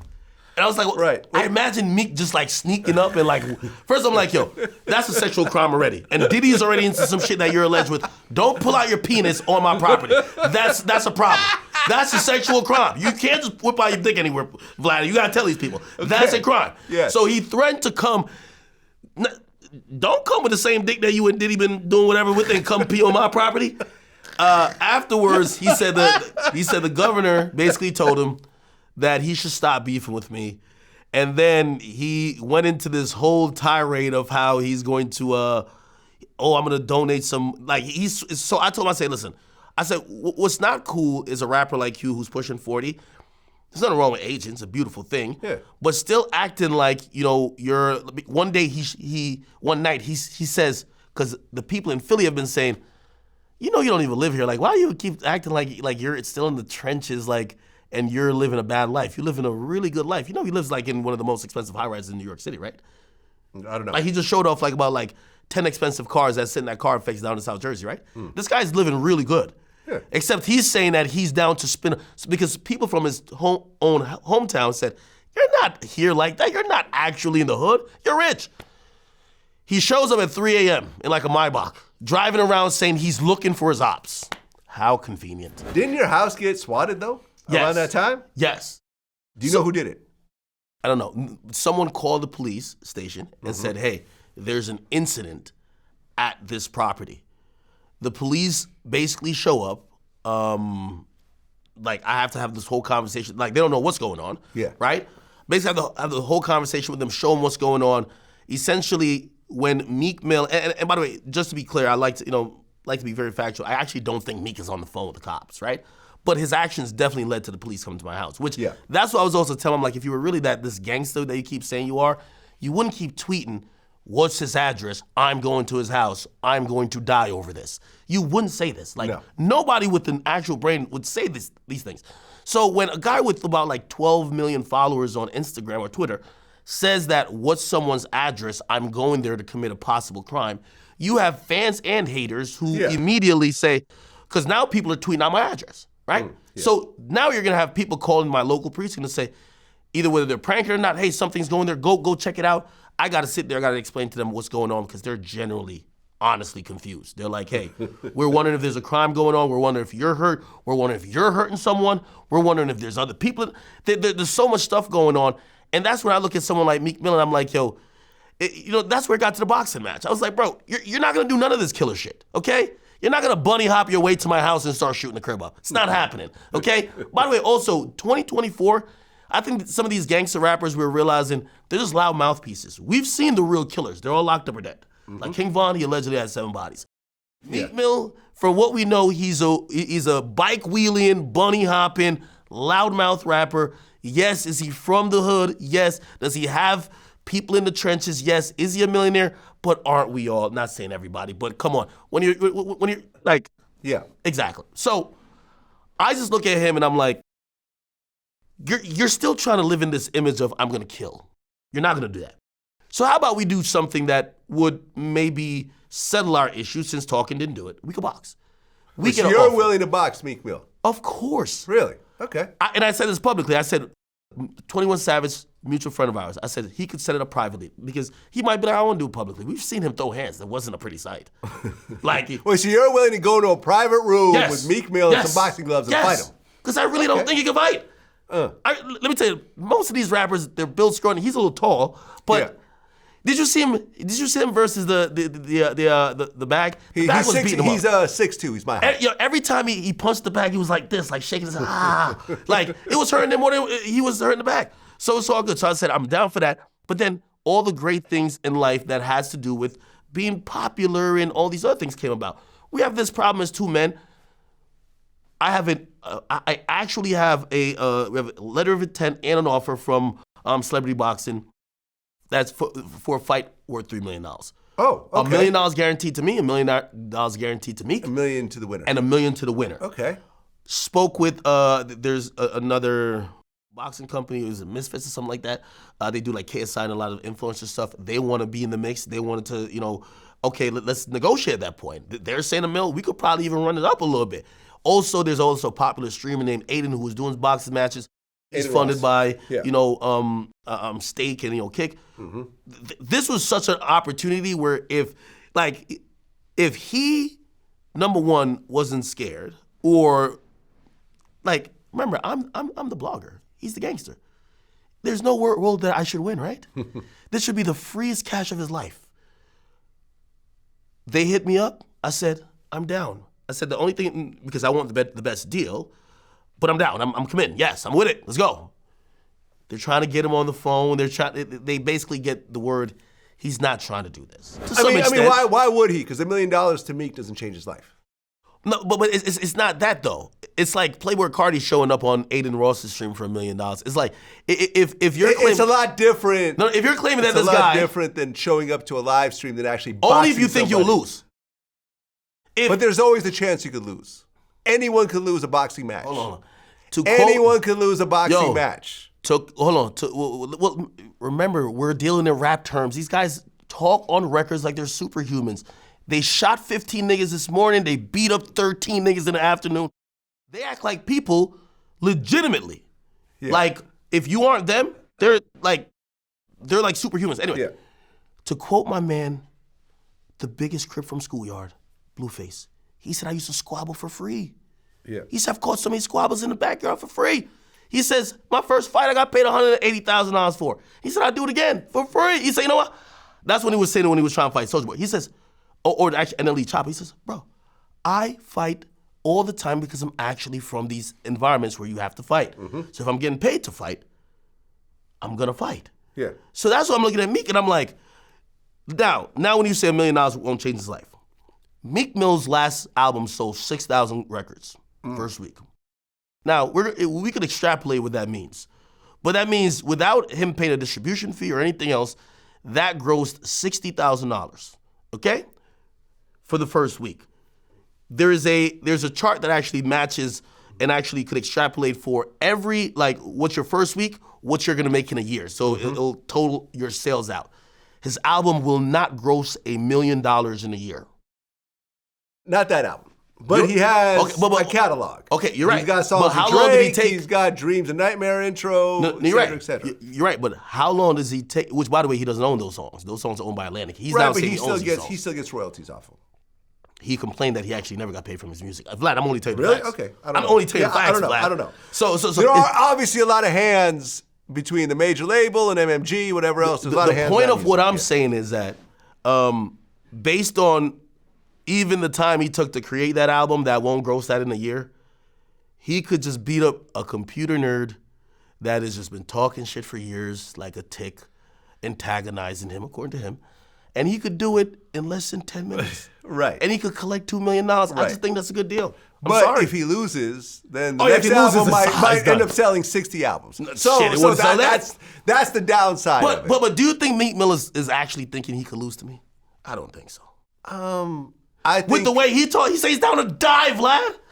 Yeah, Vlad, have you ever been down to die over something? Having a internationally broadcast video of you getting knocked out by DJ Akademiks is something you could probably not come back from in the hip-hop world. Yo, Vlad. Meek Mill right now on April 6, 2024 could drop his biggest song ever and be at the top of the charts and go on a world tour. Right? Unlikely, right but now. It could. Yeah, I mean, it's not totally likely, but it could happen. Yeah. You know, I mean, listen, look at French Montana. When he dropped Unforgettable, no one was expecting that, and it became, 3 billion streams. Yeah. You know, multi-millions of dollars. Like, he could do that. He's got a catalog. After you get knocked out by DJ Akademiks, you probably can't do that. That's all I'm saying. And he realizes that. Hey, by the way, you know why? And also, Meek is not the most muscular guy. He's tall, but he's not strong. He's not in shape. Some people actually believe that, now I can say it because he doesn't believe Meek would do it. 100% I would do it. Just take a look from my perspective. There's a no lose for me. Yeah. If I get in there and I fight Meek Mill, even if he knocks me out, I'd be like, man, well, he got heart. We thought he was pussy anyway. No matter what happens. If I lose, they're like, well, damn, man. Yeah. Yo, at least he's down to talk his shit and knuckle up. If I knock Meek Mill out, I'm dropping the #1 song immediately. I'm dropping it as soon as his body hits the canvas. It's on iTunes. Well, Meek Mill said he wanted to do a podcast, and you showed up once again and said, I'll give you $1 million for a 52 episode paid up front. Now, I chimed in. I don't know if you saw it or not. I see what you chimed in. I said, if you think that you're going to pay someone $1 million up front to do a job they've never done before, you're tripping. You're tripping right now. And of course, look at Vlad trying to mess up the business between two black men. This business is never going to happen. Hey, I would have loved to do that business, and I know I was overpaying, but I had to overpay because I think the only way to. Attention. Well, if I couldn't box him, right? And we have like this feud, which is really a bullshit feud, but like he propagates it a lot, which I think it probably, I don't know if it's over because he did end up blocking me on Twitter. Like, which this has been a Twitter feud. What happens when you get blocked? Like, I don't know if it's over. Yeah. Anyway. Yeah, he actually blocked you on Twitter for the first time ever. Yeah. Which is kind of funny. It's kind of crazy. It's kind of funny. But the reason why I offered that, I was thinking more Jay-Z and Nas. And respectfully, because I love Nas. But I know optic-wise, if the rapper who's been talking about he's the richest nigga since money was invented, he's the toughest guy since fighting and guns was invented, and he's gonna intimidate whatever someone, the only way you would kill him more by employing him. That's it. Hey, here's the deal. Come to my studio once a week, scream like you're ordering from the drive-through window in the passenger seat. Do it for at least an hour. I remember that meme. Yeah. Yeah, just do it for an hour. Okay, we'll produce it. We'll put like a voice leveler on you that you're not screaming the whole time. And yeah, you could, it's ironic because like I felt like he was asking me for a platform. This is one of to me, the reason why people look at Meek as an idiot. Once I seen Meek online, Meek hangs out with all billionaires, but we've never seen him do anything but bunny hop and do goofy shit. Meek went online and Meek says, yo, how do I get a loan from the bank? Wait, hold on.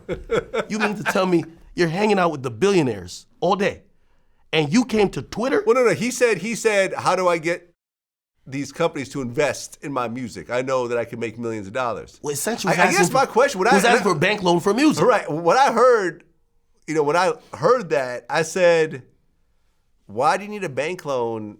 Why do you need a loan of any level to actually finance independent music? You can record it yourself, you can pay the producers, you can pay the features, and you can go on your own tour. The end.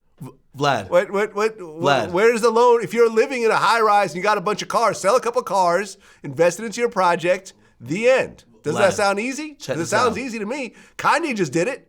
Vlad, when I seen him get online and he's hanging around with all billionaires, he's cuddled up with Michael Rubin under the blankets in the private jet. What are they talking about? I just want to know, what are y'all talking about for all this time y'all hanging out?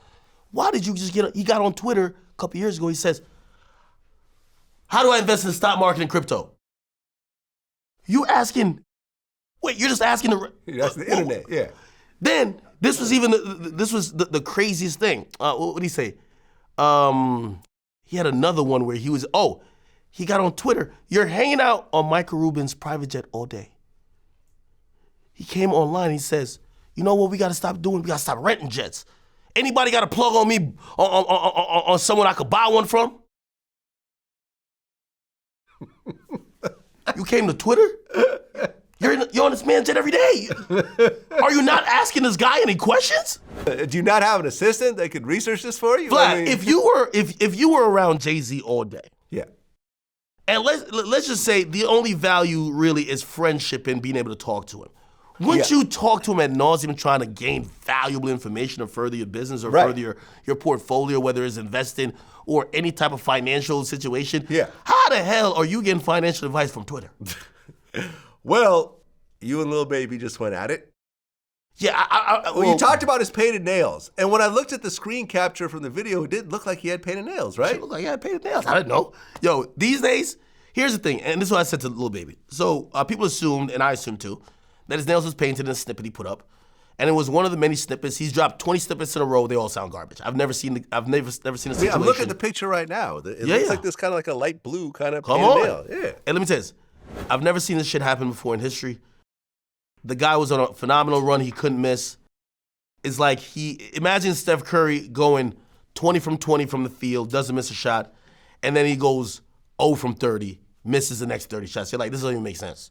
Like, usually you get a couple hits, couple misses, he can't get a hit. Anyway, one of the random snippets he puts up, he has a video, and for whatever reason, he's like almost flexing. You know when a rapper's trying to show you something. Like if I'm trying to show my bracelet, like rappers would be all like this or show you the watch.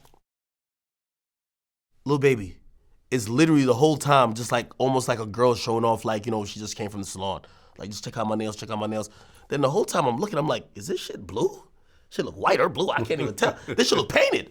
Anyway, I put it out there and I said, man, is the Atlanta Super goon, Lil Baby, painting his nails. No fucking way. Of course, here comes the entourage. We had a crash dummy. His name was Phobia Fred. Not Fred, said. Jumped in my comments. He says, you keep talking like that, you're going to end up in a coffin. I said, damn. I said, that is, I said, I'm like, has rappers not realized that type of conversation and that type of response to media or personnel in the game just doesn't work? You know, so I exposed that dude for being just like, he's a weed roller. He's a store runner. You know what I mean? Hey, go get me a pack of gums, Annihilators, and also some Black and Miles. All right, give me the back. Yeah, come on. That's like his role there. You know, it's unfortunate, and I just thought for a grown man like that, you know, Lil Baby don't pay these dudes. These dudes are broke in the hood, fucked up, scamming people. Like, you know how many people who hit me up saying he scammed them? These dudes, they get rewarded with one little 4PF chain and they're down to die over it. It's kind of sad. Yeah. And I was just telling him, I'm like, yo, listen, you know, let's turn this into a positive. Your man can't make a hit. I think I got the remedy to fix it. You just got to leave the studio. You are just a yes man. He keeps making whack songs when you're there. You need to go, and we need to get him with some new producers, some new ears, and some people that could challenge him. Because the music he's making right now is just being stagnant. And this is an artist that I really used to love his music, like really loved his music. It's kind of unfortunate with the whole Lil Baby thing, because I think that me and him, we started seeing things differently because of his lack of understanding of the media and also his lack of respect. Like, to tell a story of why we even started, whatever, you know, he felt I posted something where I was talking about him on a live show. Yeah, I remember we talked about that, yeah.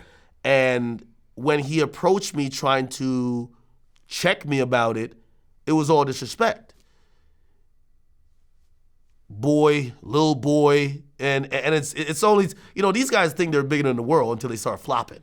When they start flopping, now they're like, oh no, we fuck with you now. Yeah, but you see, the humbling period is always a great period, and he's being humble now. Yeah. So, you know, I look at that like, you know, it is what it is. But I do warn Lil Baby and, you know, the 4PF affiliates. If y'all are gonna make these death threats, I know y'all aren't the smartest, but y'all see Young Thug up in court gaining weight, looking sad, talking to his girl over a jail phone, getting his cell rated while he got pictures like it's like a Vibe magazine cover back in the day. And he's not having too much fun getting locked up because of a RICO case. And the RICO case was generated because of hooliganish behavior that allegedly the Slimes, the YSL, was doing. And most of these violent acts, they don't claim he did. They claim that he ordered or he was just behind or funded. Yeah. So I just want to warn some of those guys, and it's not because of me, because if y'all feel that comfortable saying that to somebody who has a large following, social media following, as me, God knows what y'all are in your phone texting your baby mamas, your ops, everybody else. And trust me, at some point, people will start flipping and y'all will start going to jail. Just be careful, guys. Well, I made a few headlines. What you do now, Vlad? Well, my comment about Aiden Ross. Oh, yeah. And you got involved in that later on. Yeah. So basically, Aiden Ross made a video that's saying that he was supposed to do a live stream with Boosie. Okay. And because of his loyalty to Charleston White, he canceled it. Mm-hmm. So when I heard that, and Boosie's my man, I said, oh, okay, so you canceling with Boosie because of Charleston White, you're Jewish. Charleston White's saying Hail Hitler and fuck the Jews and whatever else. How whack is that? So, of course, Charleston White responded and rah, but Charleston White's going to be Charleston White. I'm ignoring Charleston White. But I go and talk to Boosie about this. And what Boosie told me was this. There's more to the story. The story was that Aiden Ross personally reached out to Boosie and said, hey, I want to pay you a nice amount of money to be on my live stream. Like 20,000 or something? More than that. Aiden got that bag, man. Aiden got that bag. It's like 80,000. That's what the number was. No. More? Okay. Not more, but it was a nice amount. Okay. It wasn't that, because I'm not going to put Boosie's business out there. But it was a nice amount, right? It was enough for Boosie to say, okay, I'm going to do this. Boosie goes to the mall to go shopping. You know, if you notice, like my interviews with Boosie, he always has a new fresh outfit on. And, you know, he takes I feel like Boosie got a new fit on every day, though. Yeah. Like, exactly. No, I mean, but Boosie takes it seriously. Hey, listen, someone's paying me to do this show. I'm going to look the part. Boosie's very professional, right? He doesn't just fuck off people's money and time and whatever else. He says he's going to do it and you're going to pay him. He's going to be there and he's going to do it to the full capacity. There we go. So he's at the mall shopping for the outfit to do the live stream with Aiden. Aiden's assistant calls him, not even Aiden this time. He said, hey, listen, we got a better idea. Instead of you doing the live stream with Aiden, we're going to have Charleston White on there too. It's going to go viral. Now, if you remember, Charleston White was talking shit about Boosie's kids. Boosie called me at one point and said, hey, Vlad, as a friend, can you stop doing interviews with Charleston? He's talking about my kids. I said, cool, I got you. I said, that's a line that I understand that people cross. And of course, when I announced that, Charleston said, yeah, I hope Vlad's kids die and all this other type of shit. So, I already have a general disdain of Charleston as a whole. So I put this story out. I said, yo, this was a bait and switch. He didn't cancel on Boosie because of his loyalty to Charleston. He did a bait and switch and is basically dangling money in front of Boosie's face to do something they didn't agree on. And I remember when I had Tony Yayo and Uncle Murder on here, and Tony was like, yo, I don't see the problem. It would have gone viral. These dudes like Aiden, they're the new generation. I said, Tony, you mean to tell me that if you showed up to this interview and right before I said Ja Rule's going to be here, you would do it? Fuck out of here. You wouldn't do it. Everyone's got their principles. Yeah. So that's where I left. And of course, Charleston wants to box me and rah. So then you had a live stream with Aiden Ross and Charleston White. Yeah. And how did that go? Well, we were talking about a lot of topics, but you came up. Yep. And I was trying to get their side of it, which I kind of understand a bit, though. Like, I feel like Did I not tell an accurate version of what happened? No, I don't think it's about who lied, right? And I guess maybe you could help me understand a little bit more, because I think you both did the right thing. And now, here's the thing. I think this is a different conversation if you're saying, hey, listen, aren't you offended by some of the stuff that Charleston says, you being Aiden? But you I being do Jewish think that... and Charleston being anti-Semitic. I think Aiden, his thing was, which I think he should have been a little bit more open with it. Hey, Charleston's my guy. If I'm gonna have Boosie on this platform, and I'm pretty sure, according to him, he said when he told Charleston that, Charleston's like, well, this guy he's making sure I don't get on other platforms, and I'm over here helping you. That naturally, Aiden's like, well, let me see if I can find a way that it could mutually happen rather than telling this guy no because I'm loyal to you. It's loyalty, right? Like you told Charleston, I'm not fucking with you because I fuck with Boosie, right? And Aiden's telling, I think they were gonna cancel. That's what I would think. I don't think it was a better idea. I think it came to a realization where it's like, hey, you're gonna ruin your relationship with Charleston White if you do something with Boosie because he's gonna feel away now. The only way it could work is if they sit together. And them not understanding that, you see in the streamer world, like people say shit about each other all the time, but if it's highly incentive or like it could go viral, they might sit in the same room. Boosie and Charleston ain't sitting in those damn same room without some immediate vibe. And you gotta understand, Boosie's personality is that he doesn't move for money. He doesn't compromise his principles. You know what I'm saying? Just like with how the whole thing with the T.I. fell apart, because T.I. allegedly snitched on his dead friend and Boosie said, I ain't gonna fuck with him.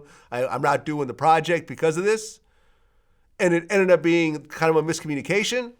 When I asked Boosie, I said, do you blame me? Because, my interviews where this came out, do you blame me for this project not coming out? He goes, absolutely not. He said, these are my principles. You just asked me the question. My principles are my principles. If they're not popular, that's okay. Yeah. I have my core fan base, and I've gotten to where I am being who I actually am. Same kind of thing. If I got offered, like you, remember when you were like, hey, I just had Joe Budden on my show, and he wants to do a show with you for the first time in 15 years on my platform. You down to do it? Yeah. What did I say? You said, hey, until me and him talk as men and we figure out certain things, it's not happening. I'm not going to go on live or on a platform with someone who I have a problem with, and the problem goes back a number of years, and just see what happens. To be a dancing panda bear for the audience. No, I'm not doing that. Yeah, I agree. And that's how Boosie operates as well. I mean, and I agree. I don't know if there was any monetary like exchange that was done prior to that. Probably not. But that's why I said I felt like everybody did the right thing. You know, everybody has their friends or their allegiances, and yeah, Boosie wasn't going to sit on camera with him no matter what. No. So, you know, hey. And it makes sense. Yeah. Now, I remember in the video, though, when my name came up, he's like, oh, yeah, Vlad's like 60 or something. Me and Charleston are damn near the same age. In fact, when I found out he was a few years younger, I was shocked because I thought he was way older than me. Yeah, I mean, again, let me tell you this. For content, Charleston and Aiden, which they fell out at first, but they have a unique relationship that kind of works for them, and I think that's where it is. I think I've always said this about Charleston, but it's his style.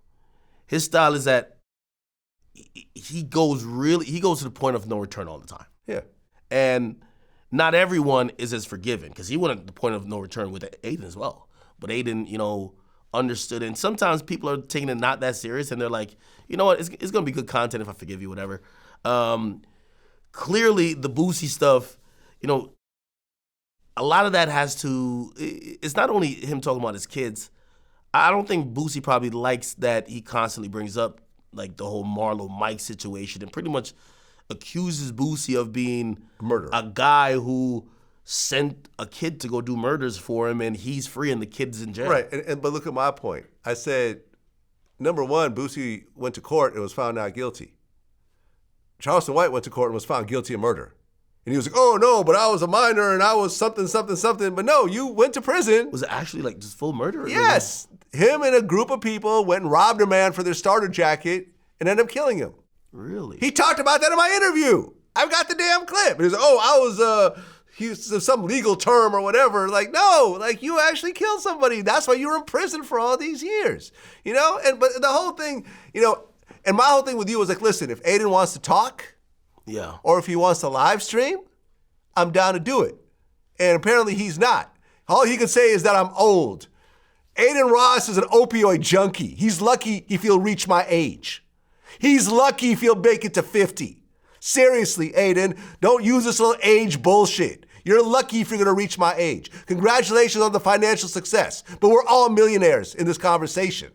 Okay? Yeah, congratulations. But don't pull this little bullshit, because what you did was a bait and switch. You told Boosie, you made a business deal with him, and in the last minute, literally hours leading up to the deal, you totally switched the terms of the agreement. Okay? And that's some bullshit on a business level. You wasted this man's time. And what you should have just done is said, apologize. You know something? In retrospect, because of my relationship with Charleston, I don't feel comfortable about having you on my show. I'm sorry. If there's a deposit, you can keep it. It's all good. My mistake. This is what a business person would do. Yeah. Okay? Yeah. That would have been the proper response. But to do a bait and switch and hope that Boosie is just going to throw his morals away for a few $1,000s? Hey, nah. I think his issue, or like his him dismissing you, is, you know, Aiden is a streamer that's in this clout. He's like, it's all about clout. And when he looks at you, he doesn't see like clout in the term of how he cares about it. So because of that, he's gonna be like, "Who the fuck is Vlad?" Like that's fine. Like, you know, I've always said though, I said like hip hop is also being affected. Like we've seen kind of even the person you don't really like that much, but like Joe Budden. Joe Budden was speaking about like Aiden and Kai and was just like, let me ask you a question. Do you consider Aiden Ross or like Kai Cenat a hip hop platform? Yeah, I think it definitely overlaps. Definitely Kai Cenat and Aiden Ross. Listen, like, I've never said anything negative about Aiden Ross up until this point. Yeah. In fact, I'm not even saying anything negative about him now. I congratulate a young Jewish kid who's like 24 years old. Did you go at him hard about the like, yo, why do you have this guy on your platform that has said certain stuff about Jewish people? Like maybe he felt that was like offensive. I said that when I found out about the Boosie shit. Up until that point, I didn't say anything. Yeah, well, I don't think he said anything about you before. Yeah, exactly. But up until that point, I was just like, this guy's anti-Semitic. Like he literally, there's a video that Aiden is reacting to where Charles is saying, "Hail Hitler." Really? Yeah. He's like, oh, whoa. He's literally reacting to, this is not, he can't say, oh, I didn't know he said that. You know, at the end of the day, man, like you were born Jewish. Like, you know, like you have to stand on something. You have to stand on some sort of morals. You know, I mean, me being Jewish, I've taken a lot of jabs and a lot of barbs, and I've still stood my ground. You know, I mean, I know being Jewish is not the most popular thing in the world right now with the whole Palestinian situation, but I still stand on what I stand on. I went on the Breakfast Club and I said what I said. Yeah. You know, and my tweets went viral to the point where Drake had to actually make a statement. Pretty sure that was because of me. I was the only one saying Drake needs to say something. Yeah. As well as Khaled, who hasn't said anything. But that's the whole thing. But what I'm saying is, we could probably say the same thing though. Even if we're talking about Charleston White, we could say the same thing about Kanye and Kanye and Aiden were going to do something or are about to do something. It's probably still. Yeah. Would you do something with Kanye? I would do something with Kanye, but I would address what it is that he said. And I would talk about how people were hurt by it. Okay. You know what I'm saying? And there's been talk. In fact, we were supposed to interview Kanye during that time.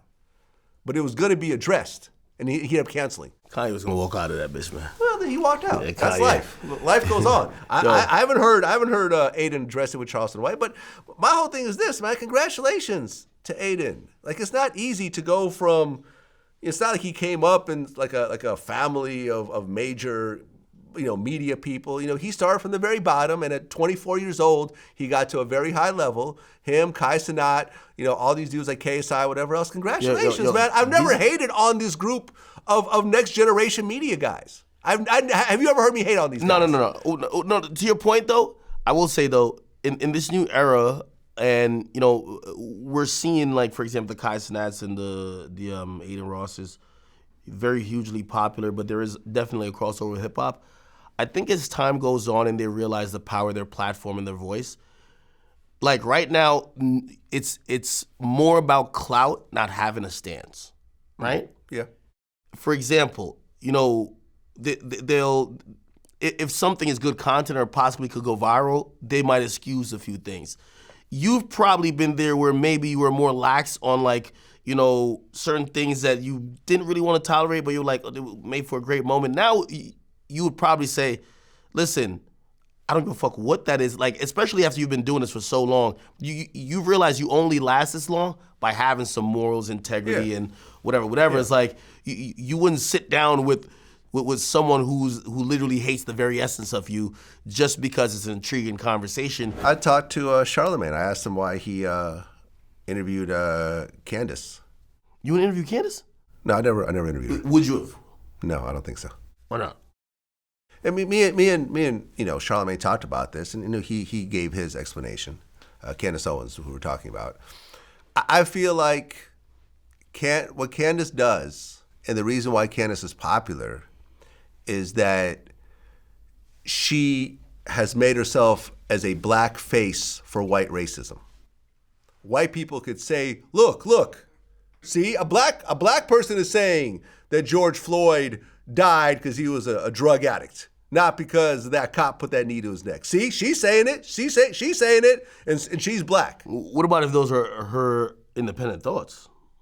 It just aligns with maybe what some racists feel, but she's not having it from a point of view to I think there's a lot of instances of that, and I think she understands the power of doing that, and the crossover into sort of the Trump kind of level of that. And I feel like, you know, I feel like I have a little bit too much respect for black people to bring on someone like a Candace and have her throw those types of things out. You know what I'm saying? And I remember when I talked to Charlemagne about this, he said, well, you know, a lot of older black people are actually saying stuff like this in private. You know, oh, you know, that boy should have done those drugs. You know what I mean? He kind of put himself in that position, but those are the old people. Like, you know what I mean? Like I you know, and Charlemagne's my man. I don't necessarily agree with that, but I respect the fact that he did it. But it's just not for me. What do you think is the difference between Candace Owens and, like, say, someone who's just Republican just happens to be black? Because I see more of that. I do see certain things that seem to be personal with her. I have no qualms with black Republicans. I don't have qualms with Republicans, period. You know, people around me, she's more of the face of conservative. Like, people very close to me, black people, are voting for Trump this time, and I respect their opinion. Are you voting for him? I'm undecided right now. Okay. I'm not. Last time we talked about this one time, you were undecided. But if I had an opportunity. So the next time I come in here, you might be wearing a MAGA hat. I won't be wearing a MAGA hat. But if I was offered a Trump interview, I would absolutely do it. If I was offered a Biden interview, I would absolutely do it. If I was offered a Kamala Harris interview, I would absolutely do it. Now I wouldn't want to interview Kamala Harris. Like, she don't got nothing to talk about. She got something to talk about. She got something to talk about. And that's to me. But, at the end of the day, what Charlamagne did, he explained to me why he did not. Charlamagne's my man, and I respect his opinion on it. It's like, okay, cool. Joe Budden interviewed her as well. I interviewed her before both. And you interviewed her. Yeah. So it's like, okay, I get it. Because listen. I fuck with Candace. Again, not on every point, but I don't agree with nobody on every point. I agree with Candace on some of the points that like she's a conservative. Do you think that George Floyd died because of drugs? The guy's knee on his neck had nothing to do with it? No. All right, see, so that is That's but that's a big one. No. You can't say that's just one little small point. That's a big one. No. That's one incident. Not to trivialize the loss or the death of George Floyd, but the bigger things that she speaks about is stuff that some of the stuff I agree with, like some of her criticisms about how they're pushing certain propagandas in schools to kids about the trans and all this other stuff. I get it. I'm sure there's a lot. Listen, I've interviewed Robert F. Kennedy Jr., right? And there's a lot of conspiracy theory about the vaccine and everything else like that I didn't agree I'm with her with that. I get vaccinated. I know you vaccinated. I got vaccinated. In fact, I got a booster. Me, Kyrie were the last two. Right. Me, Kyrie, and Candace. Right. And that's cool. When we did the interview, I didn't even bring any of that stuff up. I felt there was enough to talk about to not even mention that. Because there's a lot of really good things about, in terms of saving the environment and everything else like that. And plus the importance of him being a Kennedy and knowing the inside story of the Kennedy family, which is, look, hey, I fly into JF Kennedy Airport. Like, you can't downplay how important the Kennedys are. Hey, back to Kenneth for a second. And this, okay, great. Say I disagree with her with her stance on the George Floyd thing. Yeah. But I ain't gonna lie, I gave her a lot of credit, and I think it took someone as brave as her to actually go expose BLM for all the misusing of the funds. Because I think that any person, the average black person, were gonna look like you're a sellout if you questioned that organization, and she was already seen as whatever, which gave her the courage to go expose what that was. Yeah, and BLM ended up being a scam in a lot of ways. They're buying homes, they're paying their brother $1 million a year for security and ridiculous Vlad, you remember things. Yele? When they be like, that earthquake in Haiti, and be like, just text Yele 504, donate some money. And they were like, they said, my man, Wycliffe, they said, Wycliffe and his peoples, you know what I mean? The little Tinder swindler with the money, man. You know what I mean? I don't know. Never heard that? The Yele's? I haven't heard that. Man. I haven't heard that. Google that listen, joint, Candace is an intelligent person. So right? why don't you want to sit with her to exchange ideas? She's intelligent, and she does have good points. But now, if she wants to say, something, Vlad, look, I remember I said I don't support reparations in terms, black reparations in terms of cash payments. I think it should be in the form of free college education. A lot of people got on me. And I tried to defend my point. Because I said, something, I don't think America has the money to actually do black reparations. But then COVID happened, and I saw how much money was just being thrown around aimlessly. And I had to come back and say, something? Man, Ukraine got all the reparations. Yeah. You got to go get that back Exactly. from them. And I said, something? I was wrong. In fact, I'm sorry that I said that. I do think that there should be cash reparations for descendants of slaves. And something, it shouldn't just be, maybe education should be part of it, but there should be cash to go with it. I was wrong. I've got new information. I was wrong. Now, if me and Candace had a conversation, and in that conversation, something, at the time, with limited information, I said that it seemed like he died from drugs, but after going through the trial and going through all the evidence and everything else like that. But you disagree with her on one point. That's a big point. It's a big point, and it's also a very racist point. No, it's a point that also is echoed by racists. But if you were gonna have me to say she's the black face of white racism, I would have to hear a lot more of these points that she's just spewing verbatim. Right. But this is a big one, because the George Floyd protests were the biggest worldwide protests in world history. Okay. This is a big one. It's a big one. You can't just say, hey, I said 10 other things that you agree with. This is a big one. Now, if she came in and said, you know something, Vlad? In retrospect, I was trying to go for shock value, but in retrospect, you know something, I'm wrong. And I'm willing to go on your platform and say, my bad on that. He died from the knee on his neck.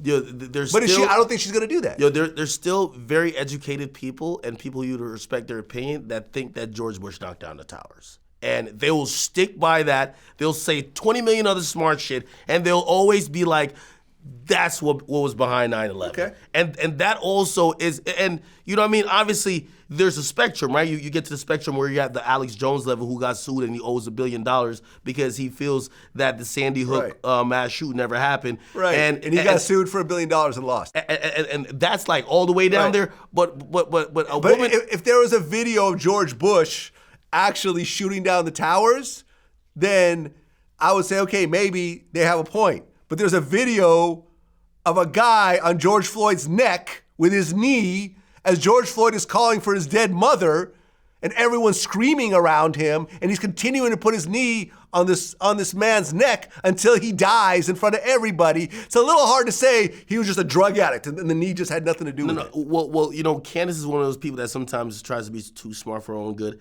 And she didn't just make a lot of thin air about drugs. I think the toxicology report, there was drugs in the system. No one's denying this. Which again, he didn't die from the drugs. He died from the knee on his neck. No. Again, and it was proven in court. I'm not saying unanimous jury. I'm not saying that I believe what she's saying. I'm just saying I sit with people all the time and I disagree with all the time. Like they might think A happened, I think B happened. To me, Candace, I like the fact that I won't necessarily call her independent thinker because sometimes, her thinking points kind of seem to align with certain groups. But I do like the fact that she's definitely down to even challenge the establishment, at least like speak up. You know what I mean? And again, for me, it's all about, you know, how the hell, I want to see her on the Breakfast Club. She was on the Breakfast Club. Well, I want to see her on more political liberal platforms. You know why? Because I want to see actual opinions being traded between two. I would love to see her with Jon Stewart or someone like that, right? Like, we're not supposed to talk in an echo chamber. That's why I hate watching Fox. I hate watching CNN. They bring on 20 pundits. They all say the same thing. And then they bring on one person that's supposed to be the foil. And that person, like, is the dumbest person ever. Like, they'll bring on, like, what was that? They used to bring on that Mark Lamont Hill. All right, bring this dummy in. Mark LaFlop Hill. Yeah. Bring this fool in, okay? Did we give him his $15 for his per diem? All right, let's get him in here. Mic him up. Okay, let's go. Like, nah. Yeah.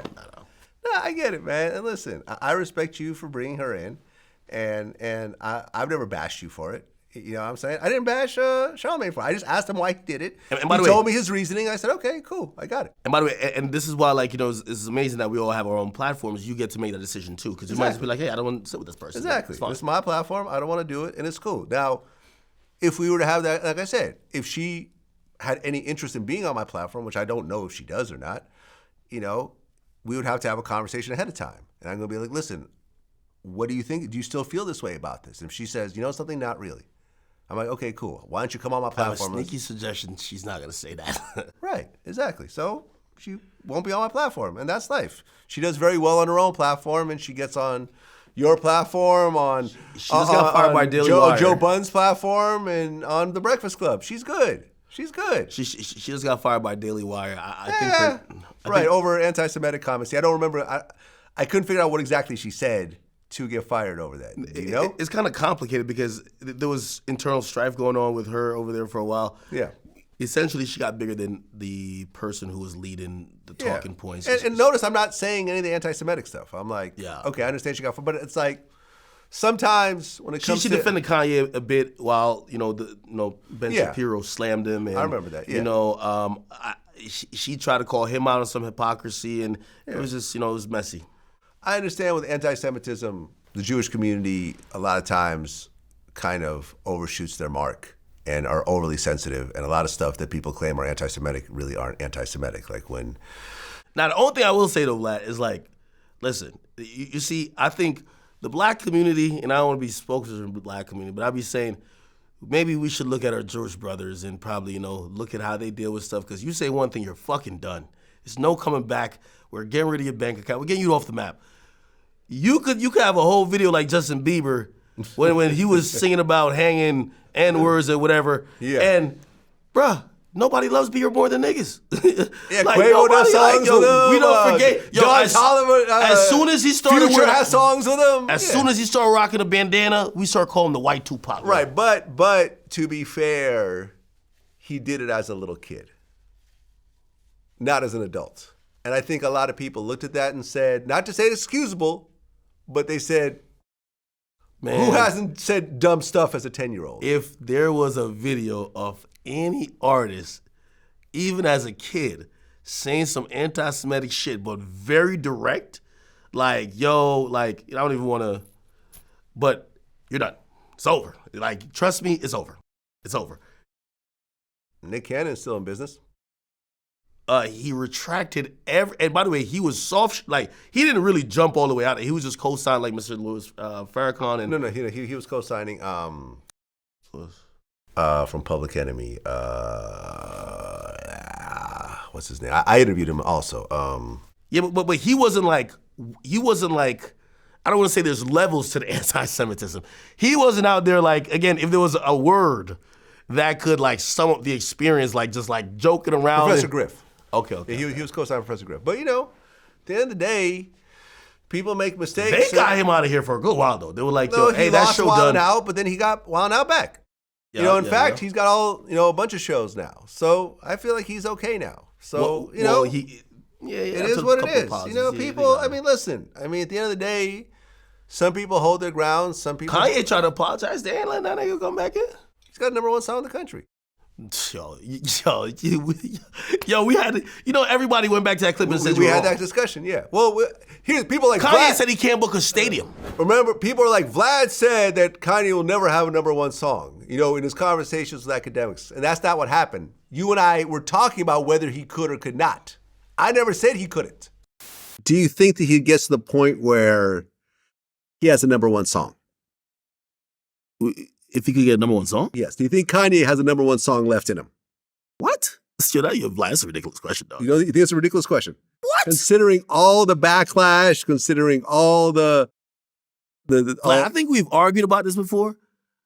Listen, and hold on. When was the last time Kanye had a #1 song? Kanye West is the greatest musician of our lifetime, and he's definitely the greatest hip hop artist of all time when we're talking about music. Now, I think even over pop, because musically nobody can mess with Kanye. Like it's just night and day, bro. Like Kanye is levels and leagues beyond people. Okay. That I believe if today Kanye wanted to give a perfect album, a following to what he did with My Beautiful Dark Twisted Fantasy, which so many people just herald that album as pretty much one of his best, he could do it. I think if he wanted to get back in the mode of College Dropout, musically, he's another level. And bruh, okay, it's where his focus is. So let me actually give you the facts now. Okay. I'm not talking about can Kanye have an album that goes gold or maybe even platinum. Yes. Beyond a shadow of a doubt. I got it. He's a good artist, he can get lots of features. Good. Cool. A #1 song is special. You have to really get over a big hurdle to have the #1 song in the country. But after you have like 10 of them, it still requires a huge mass of people to get behind this song. He's not even trying to, like, that's why I said he's free. Every artist today, there's no rule that says you need to drop on Friday. No, I know. Every artist drops on Friday. Okay, so like Kanye released Donda 2 on Stem Player. Most people haven't heard it. I never heard. He's dropping albums midweek and then saying it's not finished. I'm gonna come back to it, redo it, updating it months later. I get it. If he put out a real effort to get a #1, if that's his goal, he's getting a #1. And you never said he couldn't either. But you were framing it in the sense of Kanye is essentially done. He's not in the he's basically on the downside of his career, and I'm like, Kanye West can never be counted out. What I said He's was... one of the greatest musicians of all time. What I said is that he's going to have an almost impossible time working with corporations again. And this album came out independently. He went directly, and I said he's always going to have fans. He's always going to be able to do shows. But you question the success rate. I question the success rate because I wasn't sure if he could do it independently in terms of music, and he proved me wrong. Okay. He absolutely could do it. Could you at least give him a little credit? Kanye, listen. Yeah, no, he's a great artist. He's a great artist. Kanye is the one of one. I'm going to be honest with you. He is the one of one. And trust me, Drake's my favorite rapper of all time, but Kanye West is the greatest artist of all time, ever. Okay. I could see a very strong argument for that. And I think that's probably helped him and hurt him because I think he knew that these things would happen, and that's why you say things you shouldn't fucking say. Yeah. He has no fear of being canceled. He has no fear of these other things that I think most artists and mere mortals would be like, hey, the mortality of my career, I would not even approach that. And he's on some shit like, man, he did it anyways. And, now he's selling $20 shoes and so forth. He's making bank, man. He's still making bank. Hey, listen, Kanye the only dude, I'm going to mark my words. This is another one that's going to, in 2 years, maybe less. He went from, remember when he put everybody in a group text and when he was worth supposedly $7 billion, he says, I'm richer than all y'all combined. Just let y'all know, right? Yeah. He's the only guy who lost the billionaire status and he's going to get it right back. Okay, I can see that. That's just unprecedented. Yeah, I can see that. My statement still holds true. I don't think he's going to get a major sneaker partnership anymore. Well, we're going to have to see because he's made it very clear, and even there's a video, I don't know if I posted on my Instagram yet, but I think it was someone saying, hey, listen, we're not signing any shoes that if it's not Travis Scott said that. Yeah, if it's not Kanye. But that's Kanye's man. So what do you? But you know something? But Adidas is selling Yeezys without his name on it, and they're still selling out. No, but like I said, they would. Remember you and I argued about this? Wait. But his influence, like Travis Scott and Kanye, that's their world. Yeah. Travis Scott and Kanye, 100%. I'm not saying they're gonna kill Adidas. They're gonna affect that bottom line. I'm not saying that those shoes aren't still gonna sell to a certain extent. Whatever the margins would have been with Kanye, it at least is down. If it was going to be 100%, it's down to 10%. Facts. Listen, number one, Adidas still owns those designs. The 350s, they still own that. They put them out without the easy name, and they sold out. And once Kanye says that shit's done, which he's pretty much saying, yo, he's listen, been saying it's that's done. corny. You know something? Most people who buy those, because here's the thing, those shoes have crossed over into like middle America, middle-aged people. I see like 40-year-old Indian men wearing those 350s and stuff like that. They don't even know who Kanye is. At the end of the day, those are popular sneakers. They're comfortable. People like them. At the end of the day, people are still going to buy them. And, but Kanye's going to sell his own sneakers. Like, he's got his sock shoes and whatever else, and he's going to do his thing on his own.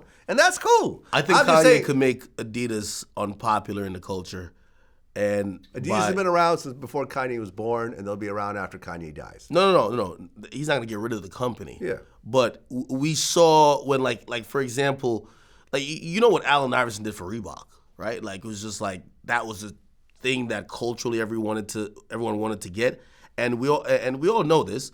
Culture starts something, starts a trend, starts a fashion thing, and then everybody else copies. All the little white girls on TikTok, they don't make up dances. They see the couple of trendsetters make up a dance, then everybody moves like drones. Right. When Kanye says this ain't cultural no more, it's not gonna kill Adidas. Adidas have many other verticals, but it is gonna affect how it's seen as cool. Right, for the time being. But Adidas is a legacy brand who's deeply ingrained in soccer. They're deeply ingrained in basketball.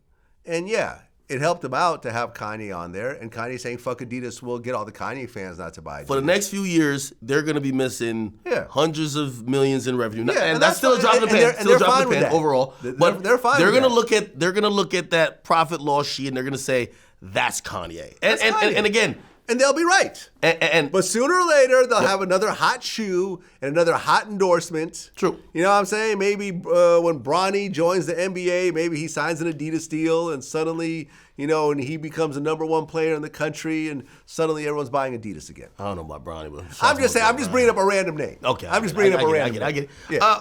But, again, the best way to really change anything, if you can, is to affect the bottom line, and the mere fact that he can, I think that's as much as he could do. But now again, Adidas is a behemoth. They could be like, we're gonna weather the storm. Fuck. Exactly. And look, I was surprised when I seen the CEO with him. I was like, what the fuck? Well, I think that was an accidental run-in.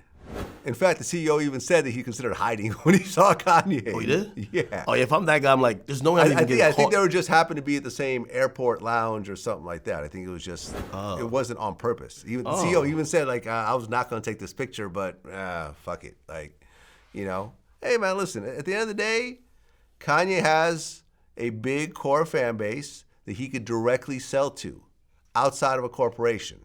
But when it comes to a Nike, Adidas, Skechers, whatever other big brand, they know that when you go into business with this guy, there's a reasonably big possibility that at one point he's going to flip out and do a bunch of shit that's very damaging to himself and the brand that he's associated with.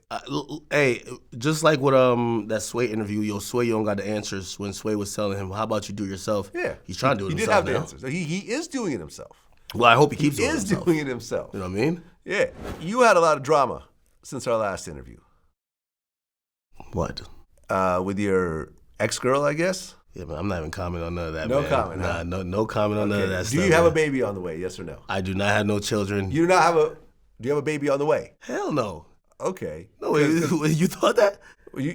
There was videos saying that she was pregnant and whatever else. Hell no. Okay, well that's good. But like, you thought I had a baby on the way? Yes, No. I thought you had a baby on the way. Nah. Is that really such a wild idea? No. If you were having relations with somebody, No, a female, there's a reasonable chance that there's a baby on the way. If it was ever be a situation like that, it would be like, I know some people are intrigued in my personal life. I'll make an announcement. Like, actually, I probably trolled that I had a kid on the way or something. That was a troll? Yeah. Okay. Yeah. All right. I've realized that, drama with women doesn't behoove me in the business I'm in. So, I'm trying to keep my personal life private from now on. And you're learning from me. Yeah, I'm learning from you a bit.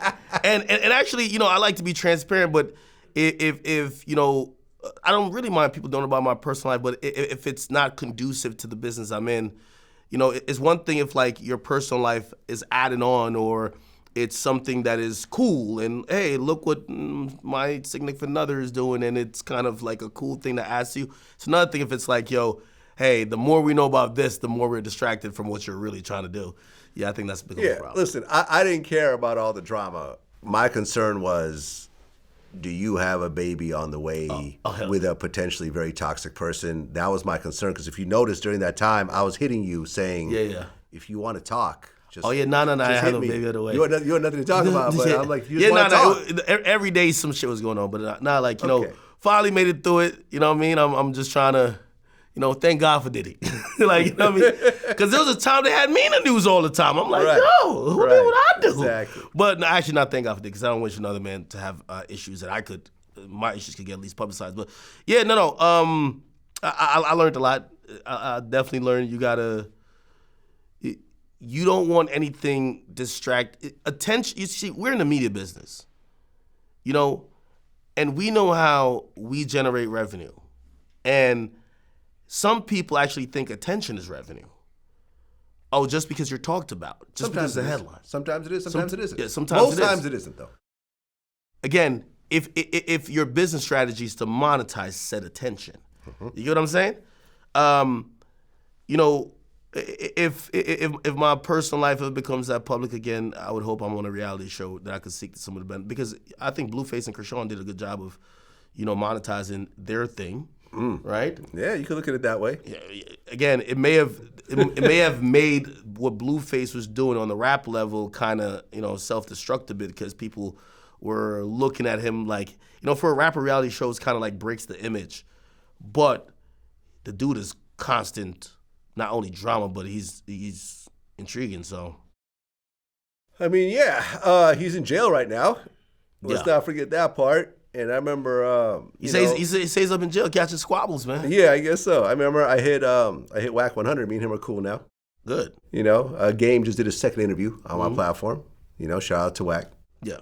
I remember I hit him. I'm like, yo, man, I'm sorry about the bad news. And Whack was like, actions and repercussions, man. I think Whack tries to save something. He said that Blueface is the dumbest smart guy he knows. You've said that Blueface is the smartest dumb guy you know.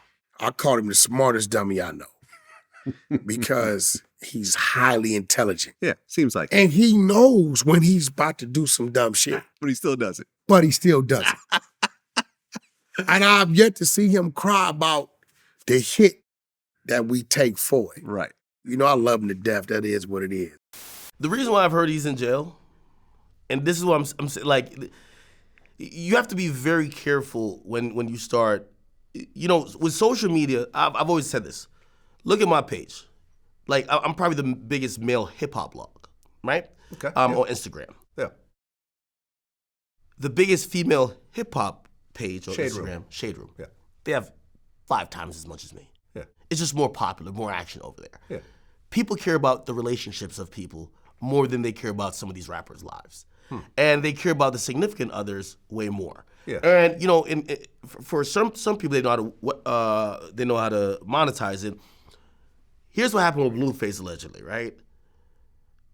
But it always, when you're dealing with a woman, especially a woman, anyone though, but especially a woman, and there's actually feelings and stuff involved, you're dealing with someone who is like hormonal and also dealing with feelings, and now there's an audience and they're reactive. So, for example, supposedly Blueface gets locked up. He's on probation. He shouldn't go back to Vegas, right? It's in his probation thing that he can't go there. Yeah. Because an incident happened there. Mm-hmm. While arguing with his girl, Krishan, allegedly, this is what I heard, she basically says to him, yo, let's go to Vegas. He says, nah, let's not go. Yo, let's go to Vegas. You're acting mad pussy right now. It's like, nah, like, yo, probation. It's like, yo, Wack told me don't go there. It's like, was Wack your daddy or something like that? Like, you can't move. You know what he does? Let's go to Vegas. Something happened in Vegas, you have not violated. You're going to jail. So once again, while they were having this arc on the relationship level that was probably paying them, even though it's hurt him on the financial level for his music career, something was working, except that thing then sends you to jail. JT and Glorilla are going at it as we speak. Jesus. Is it that, like, I mean, I understand that men beef, but it's like there's also lots of men that, you know, high-end rappers that are coexisting and being cool. I mean, this very moment is interesting, but in general, most of the big rappers, male rappers, usually get along to a certain degree, right?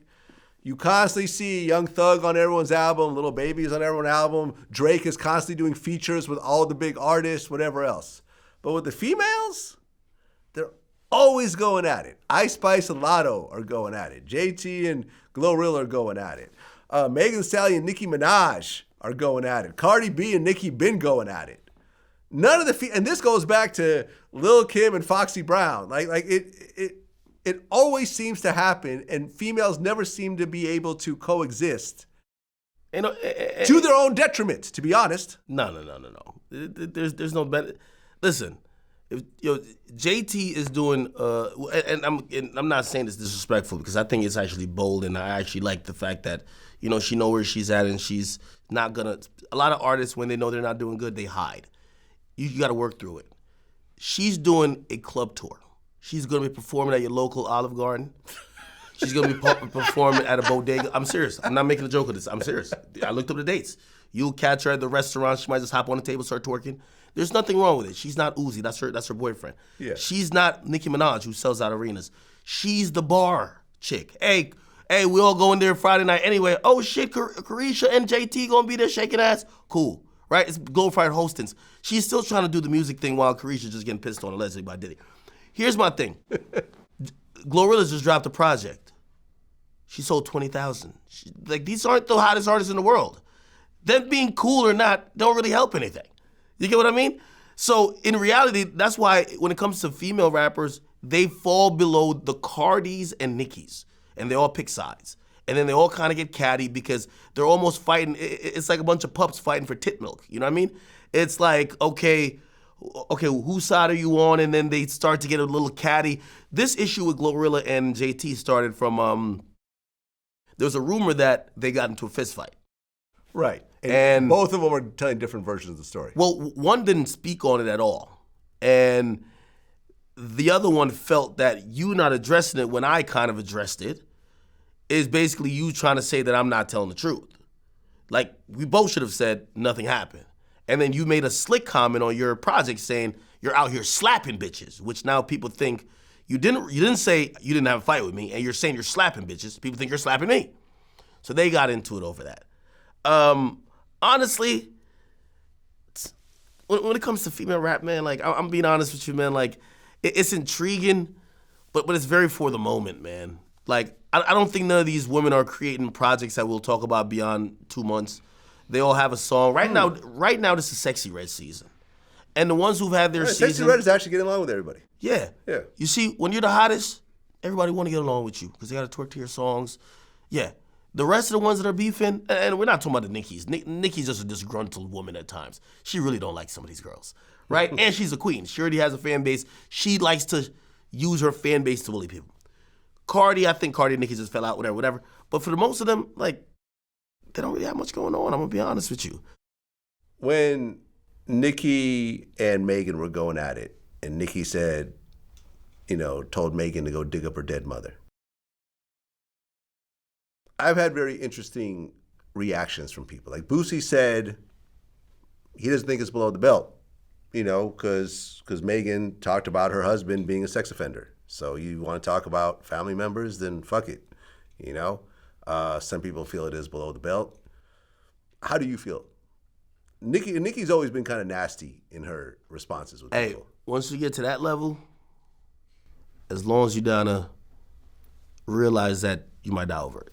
I don't care. Like, I love diss songs, but if you're making diss songs and you're getting to that level of disrespecting deceased loved ones, now, granted, these are females. Ain't nobody gonna die. But I've always just said, I don't have a problem with you going to that level if that's how you feel and that's how you, like, you're willing to, at that point, somebody really might want to hurt you. Like, you're talking about their deceased loved one. You're disrespecting the memory and legacy of them. Their mother, which you only have one of. Yeah. So if Nicki's on it like that, there's no possibility of that beef ever being squashed. Yeah. And if they see each other, I imagine immediate violence or attempts of immediate violence. I can definitely see Megan beating up Nicki Minaj if given the opportunity. Now, the other way, no. I don't see Nicki putting hands on anybody. Okay. Well, But here's the thing. No one's actually fighting themselves because there's tons of security. Remember when Cardi tried to fight Nicki at the Met Gala? With the women, there's no real repercussions with the women, honestly. Yeah. With the men, there is. And so I got to talk, I got to say how I judge it from the demeanor of if it's two men. If a dude said that to another dude, as long as he know when he run into that next dude, that nigga might shoot at him. If you accept that, I don't got a problem with you. Say what you want to say. You know that somebody with him or he might shoot you, fine. You're playing death games, right? You're now saying, hey, usually those are words you're trying to tell somebody. They'll be like, what could I say? Somebody ranking on each other. There's certain levels. You get to your mama jokes, your mama's so fat, but you don't go too far. I mean, Charleston does it, but he's been physically attacked multiple times. Well, what is his motto? He says he's down to die, kill, or go to jail behind what he says. That's what he literally says. He says it all the time. Mm-hmm. And if that's what he truly feels, I got no problem with him saying what he says because somebody's gonna take that, is gonna try to cash that check one time. Not everybody's gonna think that you talking about their loved ones or their deceased family members, and like they might see you and they might be like, I don't give a fuck about a lawsuit. I don't give a fuck about this. Yeah. I want you dead. And if that's how you're playing it, even with me, I go back and forth with a lot of people. I don't get into the, I mean, I probably have, but it was somebody who showed up to my house. And really, I thought he was playing death games with me. Don't show up to my house. You get what I'm saying? Yeah. But that's where I feel like that level is at. So again, I'm not gonna say, I know this is hip hop and all type of, rhetoric or people have said very disrespectful things. I just look at someone saying that as you gotta be prepared that if the other person see you, this ain't no, all right, we're just gonna, well, you know what, we in this crowded venue, we're just gonna make it happen. Somebody might be like, through hell and high water, I'm getting to you and I might not only beat your ass, I might do something. Charleston said that he hopes my kids die. And I've said it, I remember when I did an interview like on Danza Project, I said, I'm not gonna fuck with Charleston anymore, but if I see him, I'm not gonna do nothing to him. I'm not gonna have anyone around me do anything to him. See, that's fine. You. It's just words. And that's you. I get it. Now, if he attempts to do something to my family, that's a different conversation. But if you just want to say words, that's cool. Yeah. But I have influence. You know, when he did the whole crying fit about how his Baton Rouge show got canceled because he claims Boosie threatened the club owner, which is a joke. I remember I talked to Boosie, he laughed. He's like, I didn't threaten anybody. Like, you know, it's a repercussions to your actions. You want to talk shit about a big artist from a particular city and then try to do a show in that city, you're going to have problems. Yeah. That's just life. You know, there's been lots of situations where Charleston has lost opportunities because of his words. Shows have been canceled, everything else like that. Let me tell you something. A very major person was like, hey, do you got a contact on Charleston? I said, oh, you mean the Charleston who says Hail Hitler and, you know, says he wants to rape Asian babies and everything else like that? This is who y'all want to work with? They're like, oh, we didn't know about that. All right. And he lost a major opportunity with one of the biggest artists in the world when I let them know what he does. And he could try to threaten me and call the feds on me. He don't even know what the fuck I'm talking about. And even if he does, there's nothing illegal about what I'm doing. But these are repercussions over shit that you do and say. I don't have to hurt somebody to hurt somebody.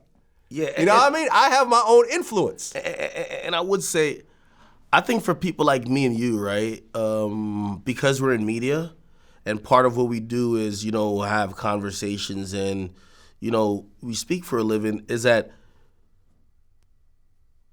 generally, no matter what someone says to us, like Meek, after all the death threats, if I saw him and I was with whoever, I would never say, go do something. Right. You get what I'm saying? Yeah. And I feel the same way. Yeah. Because we view, now granted, if someone did something to you, that might change but just talk, because we do this for a living, as much as we might say whatever you said is vile or whatever the case is, that is not going to spur us to violence, ever. Mm-hmm. Right. Now, when it comes to rappers, that is the easiest thing to spur them to violence, which is words. Right? You know, most rappers claim they were gangsters in their hood. And if you go to any hood, the reason why people are shooting each other and fighting the most are because over words. That's the interesting thing when I hear about Charleston White. He goes, since I've been out of prison, I haven't broken any laws. I've never killed anybody, shot anybody. All I've done is words. But here's the reality. Most people get killed over words, not actions. True.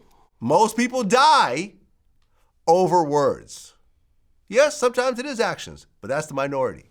Most people die over words. So if he's willing to die over it, that's cool. I don't want to take that role with people. You never heard me talk about anyone's kids. Hey. You never heard me smoking a pack of a dead person, disrespecting people's mothers or families or anything else like that.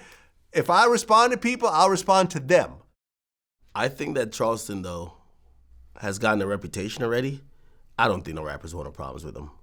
I think they know that's a complete trap for them to go get indicted. They know that, yeah, you could probably hurt him. He's not invincible. We've seen him get hurt on stage. Yes. Remember he got punched in the barbershop? Yeah, that is true as well. Put in an ambulance? But here's the thing, too. Because of the nature of what he does, it's not going to affect his career. He's going to be able to somehow maneuver from that and make more content and money from it. If he lives, yeah. Yeah, if he lives. And unless you're willing to kill him, it's almost that you take the biggest risk. And even if you do kill him, you take the biggest risk, because if you assault him, he's going to then parade around and get you locked up. Right. But the reality of these situations is that the person who you're talking about, it won't be the person to put hands on you. It'll be someone around them. True. And everyone in a position of power, including me, including you, there's someone around us, every rapper, every producer, there's someone around them that's willing to do something violent to get in that person's favor. True. And if it comes down to it, they'll say, no, he never told me to do that. I took it upon myself to do it. I don't think Charleston is in fear of that. No, I think he is in fear of it. And I think he tries to take precautions against that, which is why he carries weapons with him. This is why he pepper sprayed Soulja Boy, which is why he stabbed that one person who tried to run up on him, which is why he pepper sprayed that one dude who shoved him to the boxing match. Maybe he's moving differently now. One day after that Soulja Boy shit happened, I seen him in Miami. I had interviewed him right after that too. I'd seen him in Miami walking down Collins Avenue by himself.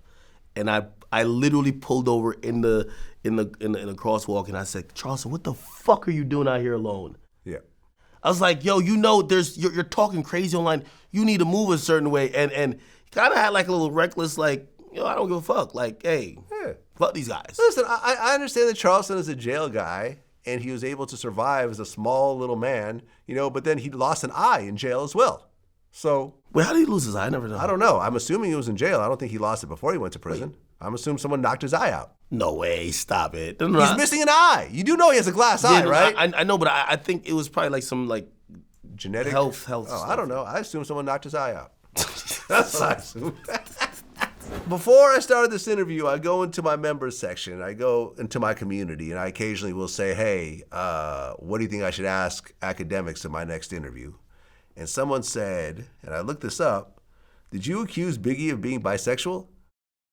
I didn't accuse him of being bisexual. I said that there is a possibility he could have been. We don't know. I mean, he's deceased. I'm not speaking ill of the dead, but I'm like, I'm only putting two and two together. His DJ was homosexual or bisexual. Wait, who? DJ Mr. C? That wasn't his DJ.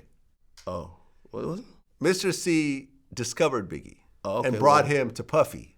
Okay, well, hey, listen. He was not his actual DJ. Okay. Well, I believe DJ Enough was his DJ. Okay. Thank you for putting me on game with that. Yes. But I'm just going by proximity. If you around 5 homosexuals, I'm thinking you might be the Who else is gay? I mean, I guess maybe Puffy? Diddy, you feel me? I'm like, yo.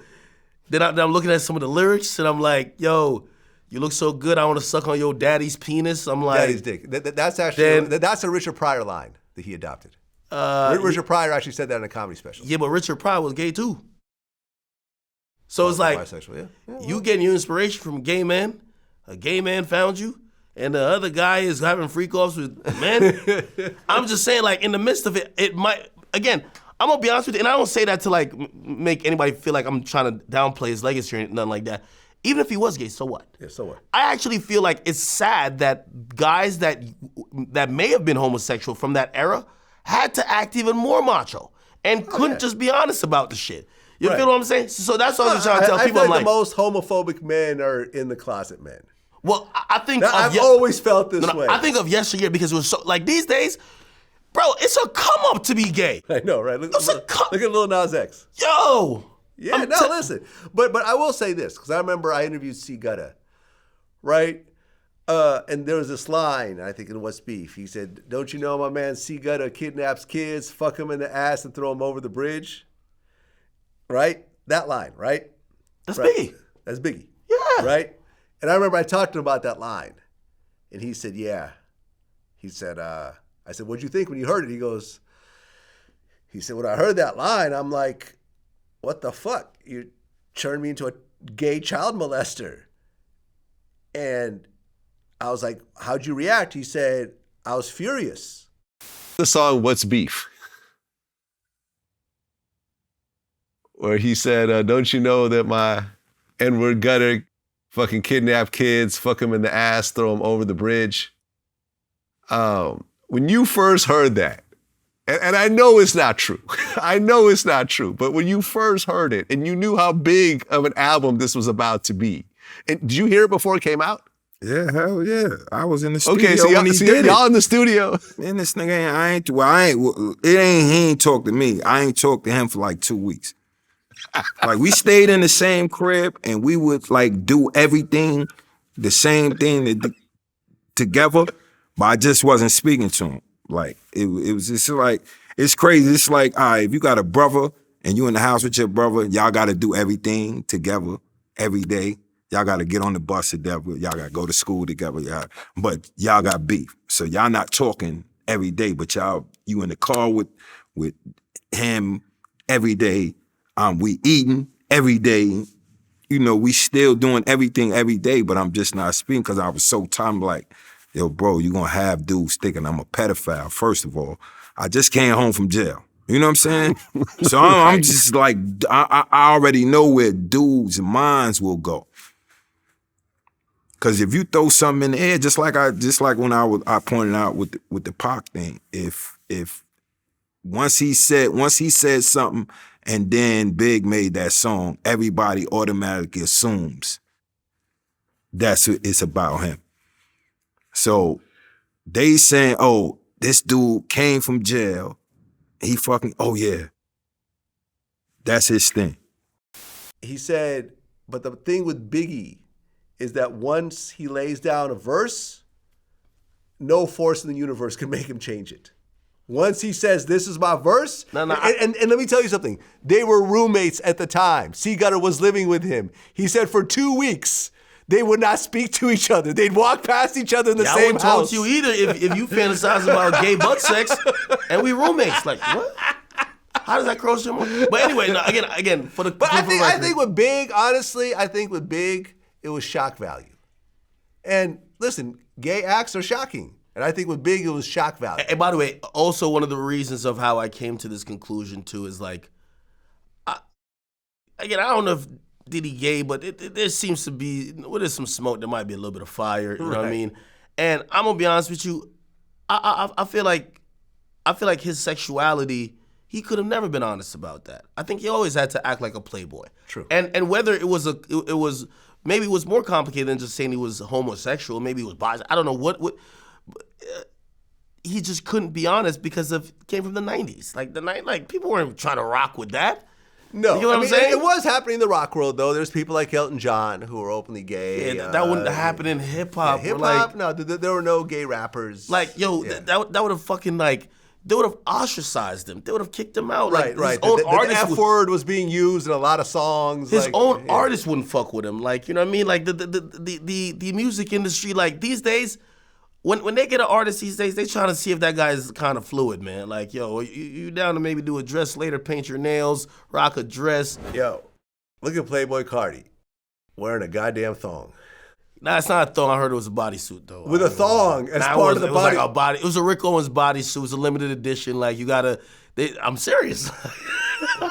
Yo, see, this is why this could exist. Yo, Vlad just started looking at me so crazy. Like, wait. Are you down with this shit? Yo, Vlad started looking at me so. Do you have one of these?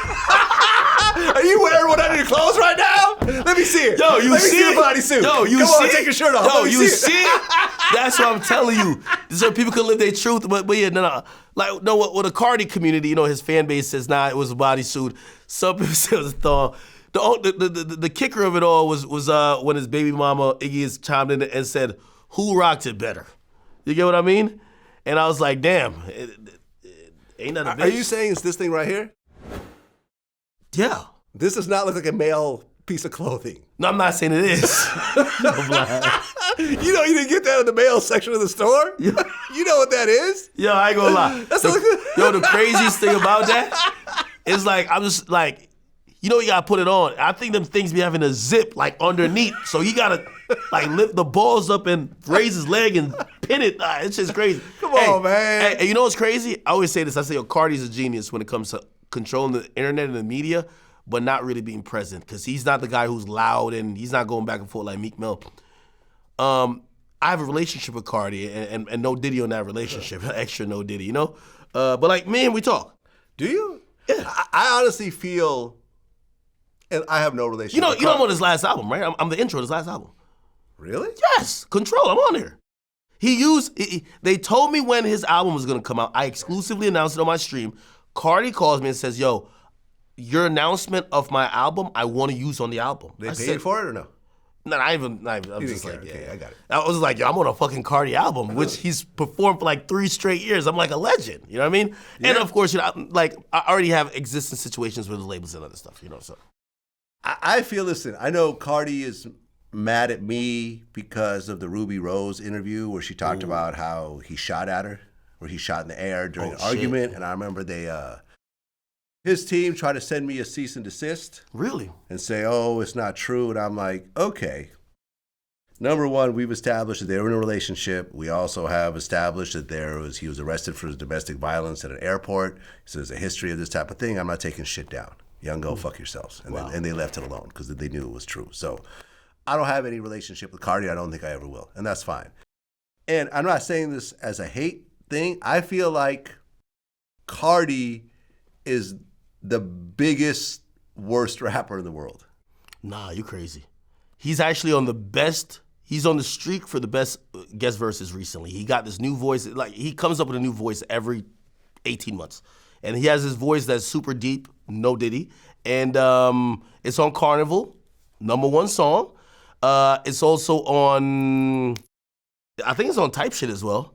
It's on Metro's album too. Like, he's been going crazy every time. I understand he gets a lot of features. I understand he's on No, and his own music. He's on Fiend. You know, that was a huge song. Yeah, I get come it. on now. But like, I just don't see the lyricism or the artistry in it. I just don't see it, and maybe it's because of my age or whatever. The artistry, but I've embraced a lot of new artists. Like, no, the artistry he's the with only him, one that I'm just like, I don't quite get it. No, I'll tell you what it is to get with Cardi. Cardi is the father of all these new kids, like the Destroy Lonelys, the Ken Carts. Have you ever heard of them? Like my Even man, Yeet. Like my man Evan said that his first album is a mumble rap classic. Yeah, it is a mumble rap classic. Yeah, and He's the king of mumble rap. And but he's evolved past mumble rap. Has he? He did a rock on the last album. Like, he's doing like this. He's the only person that's pushing forward. Like, he pushed forward the genre that all the little rappers used to do, like, so to speak. So the mumble rap turned into, he's like the trendsetter that people literally look at and try to adopt. You know how, like, Young Thug within his, like, you know, a lot of people said, oh, a lot of Atlanta rappers emulated Young Thug, or certain people emulated Chief Keef back in the day. Yeah. That is Cardi for an entire generation of people. But see, I see the artistry in Young Thug. I see the artistry in Chief Keef. I don't quite see the artistry. Any man that rocks a possible thong, you know they got some artistry going on. Come on, man. Kanye West wore a goddamn garbage bag, and hey, that's a sign of some artistry, man. When Kanye said that he created every style of music for the past 20 years, including Drake and Young Thug. Oh, you were speaking all facts. Yeah, when I heard it, I said, yeah, I can see that. Okay, so you see how great that guy is. Now, of course, you know, Cudi wants to chime in and said it was him or whatever else, but if you really think about it, Kanye put Cudi on. Yes, it's Ye. It was Kanye who co-signed. Cudi could have gone and fucking moved back to Cleveland and worked at Walmart. Like, you know, the comments has gotten to Vlad. Vlad's gotten a moment of clarity now. Yeah, Kanye is what he said in that whole post. Have I ever denied Kanye's artistry? No. Kanye, what he said in that post was all facts. Yeah, I agree. He says, I'm the GOAT. Yeah. I gave you all these guys, even Future. I'm responsible for him too. Yeah. Everything. I agree. Y'all love Drake? That's me. I agree. Y'all love this guy? That's me. I agree. Y'all love this style? That's me. I gave you these albums. I gave you shoes. I gave you whatever. I am the GOAT. And we have to sit here and say, you arrogant motherfucking fuck. You know, and of course, You're right. Boosie pushed back. He said, well, you didn't bet my style of music. And he came back and said, oh, okay, you know, Wipe Me Down came up in this year. So whatever that is, I have no claim to it. He said the funniest clapback. He says, I take no responsibility for whatever type of music that is. Yeah. Yeah, Boosie's my man, but you know that was a pretty funny comeback, man. And listen, and no, I don't think that Boosie was influenced by Kanye on any level. He's absolutely right. Kanye came before Boosie, though. Yes. No. I mean, Boosie came before Kanye. Kanye, yeah. So how could you influence a nigga that's been around before you? Well, you could influence him later on. You know, people. Oh, Boosie ain't changed. Yeah, Boosie's, you know, style could have evolved, but it pretty much is consistent to how he started. Boosie's sound is like some Louisiana, like, you know, very, like, classic sound. Like, he ain't changing for no yeah. Boosie's exactly, right with that. Exactly. Too. But when Kanye said that, I said, yeah. I'm not going to listen. The GOAT. I'm friends with John Monopoly, who's Kanye's manager. That's been my friend for like 20 years. No, not 20 years. I'm not going to say that.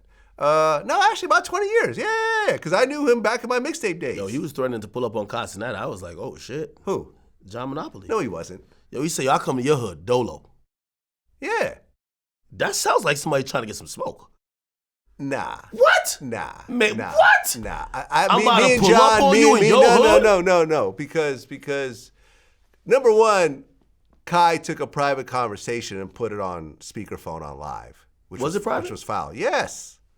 John called him up to talk to him about the Kanye comments. But Kai probably thought, you know, I'm on live. Like, he streams all the time. No, he didn't say, you know, I'm on live. He got his phone number. He just called him. And suddenly, it's being put on live without John's. In fact, that's illegal. John could probably press charges over this shit. You see what I'm saying? And when they were talking, Kai misunderstood some of the stuff that John was saying, and he took it as an aggression, but it wasn't like that. I know John for 20 years. John is not an aggressive guy on any level. I'm not saying he's a pussy. I'm just saying that he's not aggressive. He's not violent. He's not anything. You know what I mean? He's not on that time. Yeah. But I will say, I think Kai was taken aback because he expected an outright initial apology. Kanye West took what he said about his clothes incorrect. He did not disrespect it. He's not working for Adidas. He's not a pawn. He said the clothes don't fit. You sent me a pants that is too big, okay? Yeah. What do you think I'm at? You think I'm DJ Khaled? Don't fit, my boy. Yeah. Send me another pair. Kanye DMs him, and you could clearly tell Kanye wanted him to have a good reaction. Probably was good for marketing. Not saying Kanye necessarily needs it, but you're going to now cuss this kid out. Hey, yo, don't you ever diss my clothes again. Blah, blah, blah, you're fucking this, blah, blah, blah. Yeah. No, come on, hey. That was Now, Kanye was being aggressive, and I get that, and John was coming in to try to clean things up. But if you listen to John's conversation, there was no aggression. Nah, he had cut Kai off real quick, and I think Kai was like, nah, hold on. Like, we're supposed to be, I think also Kai's coming from the place when he's interacting with people in hip-hop, they're probably caring about what they have to say and not realizing that this is a guy who's streaming to 100,000 people every night. This is a guy with a huge following, which is impact, and also his opinion matters. So you can't just call him and just talk to him like a little boy. Like, hey, check this out. Yo, Kanye didn't mean it like that. No, you probably, if you're calling to try to fix something, you probably got to call and say, hey, what's up? I'm the manager. And you're probably going to listen to Kai tell you like, hey, my feelings were hurt. Blah, blah, blah. I didn't mean this, blah, blah, blah. You're going to have to listen to Kai a little bit. I think he felt the guy was like, hey, just shut up. Let me tell you what's going to happen. And, I think that it was definitely miscommunication, though, because that's all it was. It wasn't meant just to be miscommunication. That. Freddie Gibbs dissed you on the new Schoolboy Q album. Oh, wow. He said, you didn't know about this? I'm being facetious right now. Okay, see, smack N-word in his mouth for the loot. If I ever see that pussy N-word Akademiks, I'm going to catch another lawsuit. I think he was playing around. The lawsuit he probably is talking about is probably a child support lawsuit. I had his baby mama hop on the show. Yeah. You guys were naming the kid, I guess. Yeah. We had briefly talked about me possibly naming his child. I don't really think it's that deep without Freddie Gibbs. You see, his baby mama exposed the type of person he is. Number one, I want him to take responsibility of his kid. Like, I'm not naming this kid, by the way, just to let people know. I want him to take responsibility of the kid. It's sad that I got to give her a platform to try to make him an honest father. You nutted in a porn star. You knew she was a porn star from the get-go. Be a responsible man and take care of her responsibilities. But all that other stuff, when I see him, I'm going to kill him. When I see him, I'm going to do this. That's like the demeanor he says with me. The Prime 112 thing displayed otherwise. The dinosaur barbecue thing displayed otherwise. Actually, I sent this interview to him, and I was like, bro, hey, listen, I said, you dissed me on the song, I don't care. I had your baby mama up here. We just had a good conversation. I didn't even say nothing crazy to him. And he says, yo, I think he said something like, you guys are burnt out for that or something. And I was just like, I literally said to him, I said, this is how old our beef is. I said, Freddie, I'm really just waiting for you to come up here. Let's just sit down and fucking talk, bro. And he's like, all right, we'll do it eventually.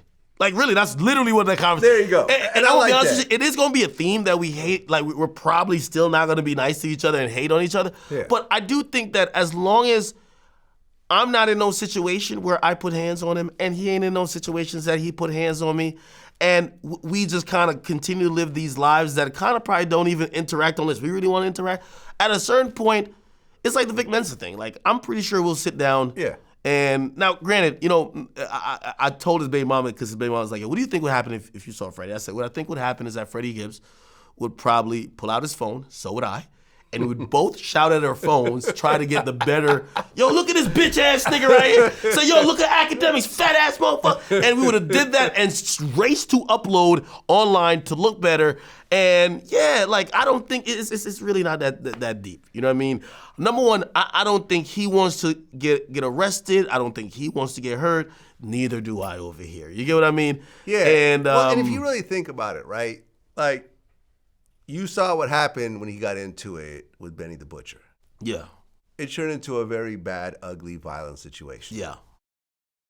You heard about the situation about, the Jim Jones altercation at Prime 112 in Miami, which I broke the story I told you about. Like, keeping this type of energy ends up not working out for anybody. You Yeah. know what I'm saying? And like why you've been lucky to actually walk away from those situations. But if you continue to push this type of agenda, there's a reasonable possibility that you won't walk away from the situation.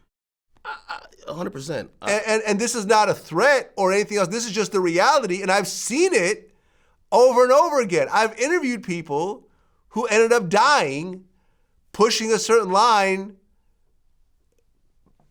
being what they think is just trolling or entertainment.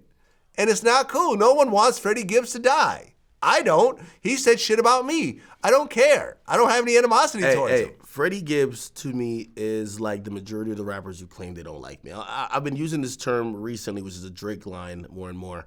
They need me more than they hate me. And I see a lot of rappers, I think even Meek Mill, I think me and Meek would have never been in a beef if I told him, really when we first interacted, you're my favorite rapper. Meek always wanted me to like his music and like how he moved with things and kind of be like, oh, I'm just here to support you. And when I first had those conversations with him, I said, I like the guy that you don't like. It was almost like an ego hurt to him. And that turned into us having issues.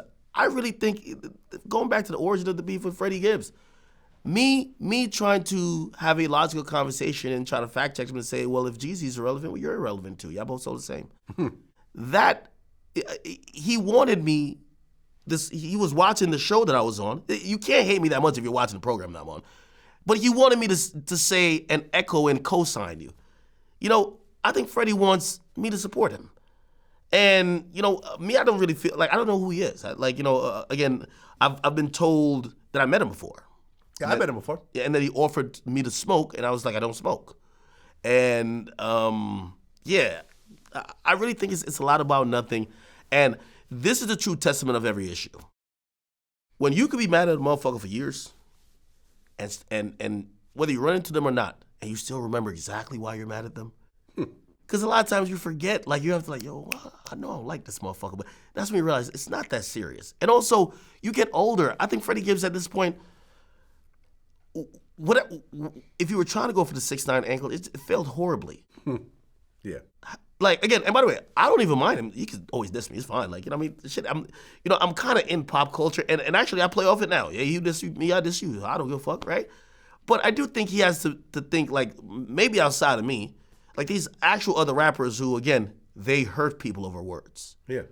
They do things over words. Yeah. Right? And that's why I've always been a safe option for most rappers, because you can say whatever to Ak and he's not going to do nothing to you. Yeah, there's no retaliation. Right? Yeah. But if you say something about, if you make a slick comment about Benny being shot, right? Yeah, he might want to beat you up. You make you make a slick comment back in the day about Jim Jones talking about, yo, these bitch ass niggas throwing up V's because you're a vice lord, and he was actually repping Vamp Life, or it was a VL, so it's like Vice Lord and Vamp Life, and you run into the guy who you were sending slick shots to, saying he's a bitch ass nigga, and then you get pulverized. Yo, come on.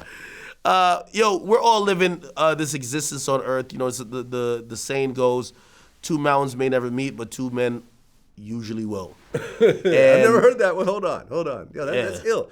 2 mountains will never meet, but 2 men eventually will. Yes. Oh, I like that. Yeah. And I'm gonna use that. When you live with that motto and you understand what that motto means, over time, you realize that issues about trivial shit you want to either let go, somehow resolve, unless you're down to die over it. Yeah. And I know that there's so many people who run around with this Meek Mill mentality. I'm down to die over it. No, you're not down to die over it. You're taking care of your mom.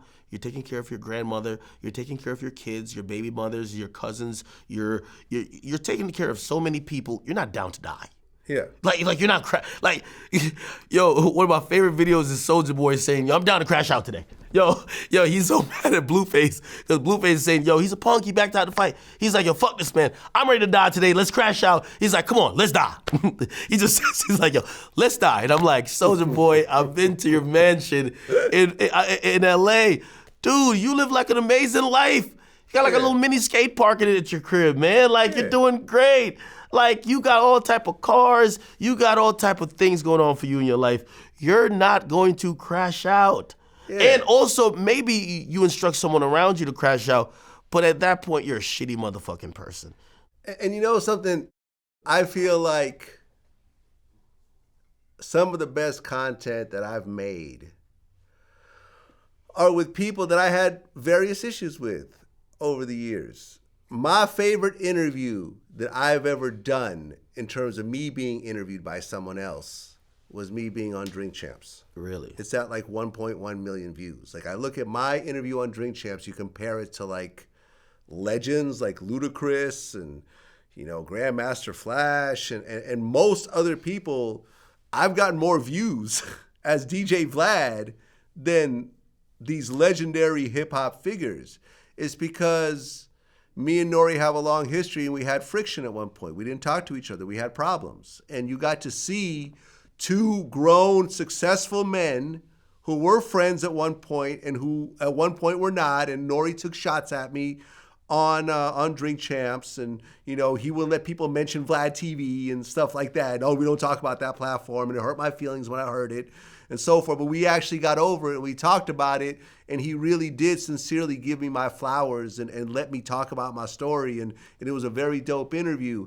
It was because there was some problems at one point, and we worked it out. NLE Chopper, we were calling each other all types of bitches on Twitter, and you got us on the phone together. And we had what I think was NLE Chopper's best interview ever. Yeah. You know, and it got the most views of anything. And the thing is that unless there was a level of violence or a lot of money got lost or people's families were thrown on, you know, like severely disrespected, most times you could get together and actually create a situation where everyone benefits from it. Everyone benefits from it. And most of these people, these various beefs that you've talked about, that I've talked about, they're not even that serious. And if everyone just grows up and looks at the big picture, you know, we could all benefit together for it. If Charleston White said, you know something, Boosie, I'm sorry about talking about your kids. I was wrong for that. I'm sorry. Vlad, I'm sorry saying that I wish your kids would die. I didn't really mean it. And I'm sorry about that. And you know something? There could be some phone calls off the record where no one's recording the phone calls and everything gets worked out. And ultimately, we all have our fan bases. We're all making money. And yes, the negative shit does go viral, but in the long term, it doesn't work as well as people working together. If me and Meek Mill sat down for an interview, that shit would do 10 million views. Easy. I've always said that. I would say, yo, listen, I get the ego of a rapper. The most viral shit we could ever do, I'll let you get an hour. I even told that to Freddie. I said, I'll let you get an hour off being gangster tough. You can shout at me. It's all good. It's all good. I would tune in. I would watch it. Yeah. I'll let you get your gangster shit off. I would watch it. If you I get you have an image. Yeah. It's cool. If you look at we're going to end that interview respectable as men, but we'll get past it first by being on the same page that we ain't on some wild shit, and then we could do the content. Yeah. Come on, man. I told you, I said I'm not against doing something with Joe Budden, but we have to have a conversation first. Yeah. I don't think he wants to do that, and that's cool. He don't have to do it. And maybe we never will do it. Who cares? You know, but we have run into each other before, you know, and I could have been on some bullshit because the person I was with was ready to be on some bullshit, but I'm not on that bullshit. So everyone walked away, you know, well. And, you know, I've always said, even though, you know, Joe will say, oh, fuck Vlad every so often, I've said, you know, congrats on what he's pulled off. You know, he's a big voice. You know, he's done good business. You know, he can take care of his family. I don't have no beef with Joe. If I ever saw him, I've shown that I wouldn't do nothing to him when I had the capability to do it. I'm not on that. I don't want anything bad to happen to Joe. And when I heard the story that, like, allegedly, like, they're saying that some attack stone people jumped him or whatever else, like, I wasn't happy about that. And Taxstone's my man. I wasn't happy about Joe potentially being hurt. There's nothing cool about someone in their 40s, you know, getting jumped on by a bunch of people they don't know. Nothing cool about that. You know, and hopefully he feels the same way about if anything happens to me in the future. You know what I mean? Hopefully he won't. But it is what it is, man. I just want to leave you with this before I let you go. There were times that I was thinking like, yo, you know, maybe I'll retire, maybe I'll just, you know, wind this down, whatever. And you were like, nah, Vlad, you should keep going. You're in your prime right now. And that sticks in my head, man. Whenever I think about that, I think about you telling me that and the significance of you in particular saying that. Not just a random tweet or a random fan. That's cool too. And I appreciate anyone who says, oh, you know, I love you, you're the GOAT or whatever. That's cool. But you saying that with the position that you've put yourself in, that means a lot to me. And just know that I think about that a lot. Yeah, you're prime. I'm telling you. Hey, let me tell you this. We're in this media business where, you know, like truly, this ain't sports. You get better with time. Yeah. You really do get better with time. Yeah. You know, even if you look at someone like Larry King, David Letterman, like these people gotten better with time. Yeah. You know, again, as long as you know your faculties are sharp, the reason why you could like your game interviews that you've been doing. You know, the game has been interviewed a shit ton of times, and we've never gotten some of those stories. Like some of the times, you know, and that's a gift you have. Like, you know, you're interviewing people who we've seen do multiple platforms, even do long form interviews. Right. Like, for example, the whole thong, the whole male stripper picture. Yeah. Which is always, whenever anyone gets into a beef with Game, the first thing they do is pull out that stripper picture. Yeah. And I think, because Game is kind of a intimidating figure when you meet him in person. Yeah. He's like 6'4", he's muscular, he's had a history of violence. There's an art form to asking someone a very uncomfortable question like that and actually getting a logical, calm response. And the response was, no, it's fake. It's Photoshop. And I actually found where they Photoshopped it and everything else like that. But I think everyone else was just too scared to ask him that. But you have to know how to maneuver into a question like that. Well, I think your style has also become a lot more in the era where people are caring about a little bit longer form content, deeper dives. It's the reason why I'm on stream, like going through actual documents. Mm-hmm. People care about people who are gonna be meticulous and chronologically detail someone's life story and an incident, and really use really dope recalls to other situations to actually get to the truth, where people feel like they go watch a series of interviews and get like a good understanding of what happened. You know, I think interviews used to be like, you know, oh, let's try to get some moments, but those have not been the thing anymore. It's been like, yo, listen, we want to know everything about you, and you know, you've been pretty much the leader on making those interviews very, like, again, you know, I probably watched Paid in Full like about like 20 more times with a different understanding because of you. You know, I've yearned for, you know, a Alpo movie because of that, and even more movies just out of that. I thought you did a phenomenal job of covering that. But not only that, even the whole Tupac murder thing. I thought you did an amazing job covering it as well. So, Thank you know, man. Thank you. These things are important, and I think there's other people that are coming up that they're detail oriented like that. They don't get it from nowhere. They see what's worked. They've seen the people at the top who have, oh, okay, look how Vlad literally sequentially is going through. Okay, hey, 96. Okay, then you get out of jail and then you get signed. Okay, what's that like? What are you going? It's, you know, it's pretty good. So, you know, hey, as long as you feel passionate about it, we're happy to be on the media side. You see some of these guys, they get pushed out the game. Once you build the platform, is how long you could maintain it, grow with your platform, give them things to keep coming back. And as long as you're passionate about it, man, you shouldn't even be talking about retirement. I know you're rich as hell, Vlad, but you know, the money, you know, think about your kids, you know? Yeah. Just keep going, man. I love it, man. Until next time, my man, DJ Akademiks. Peace.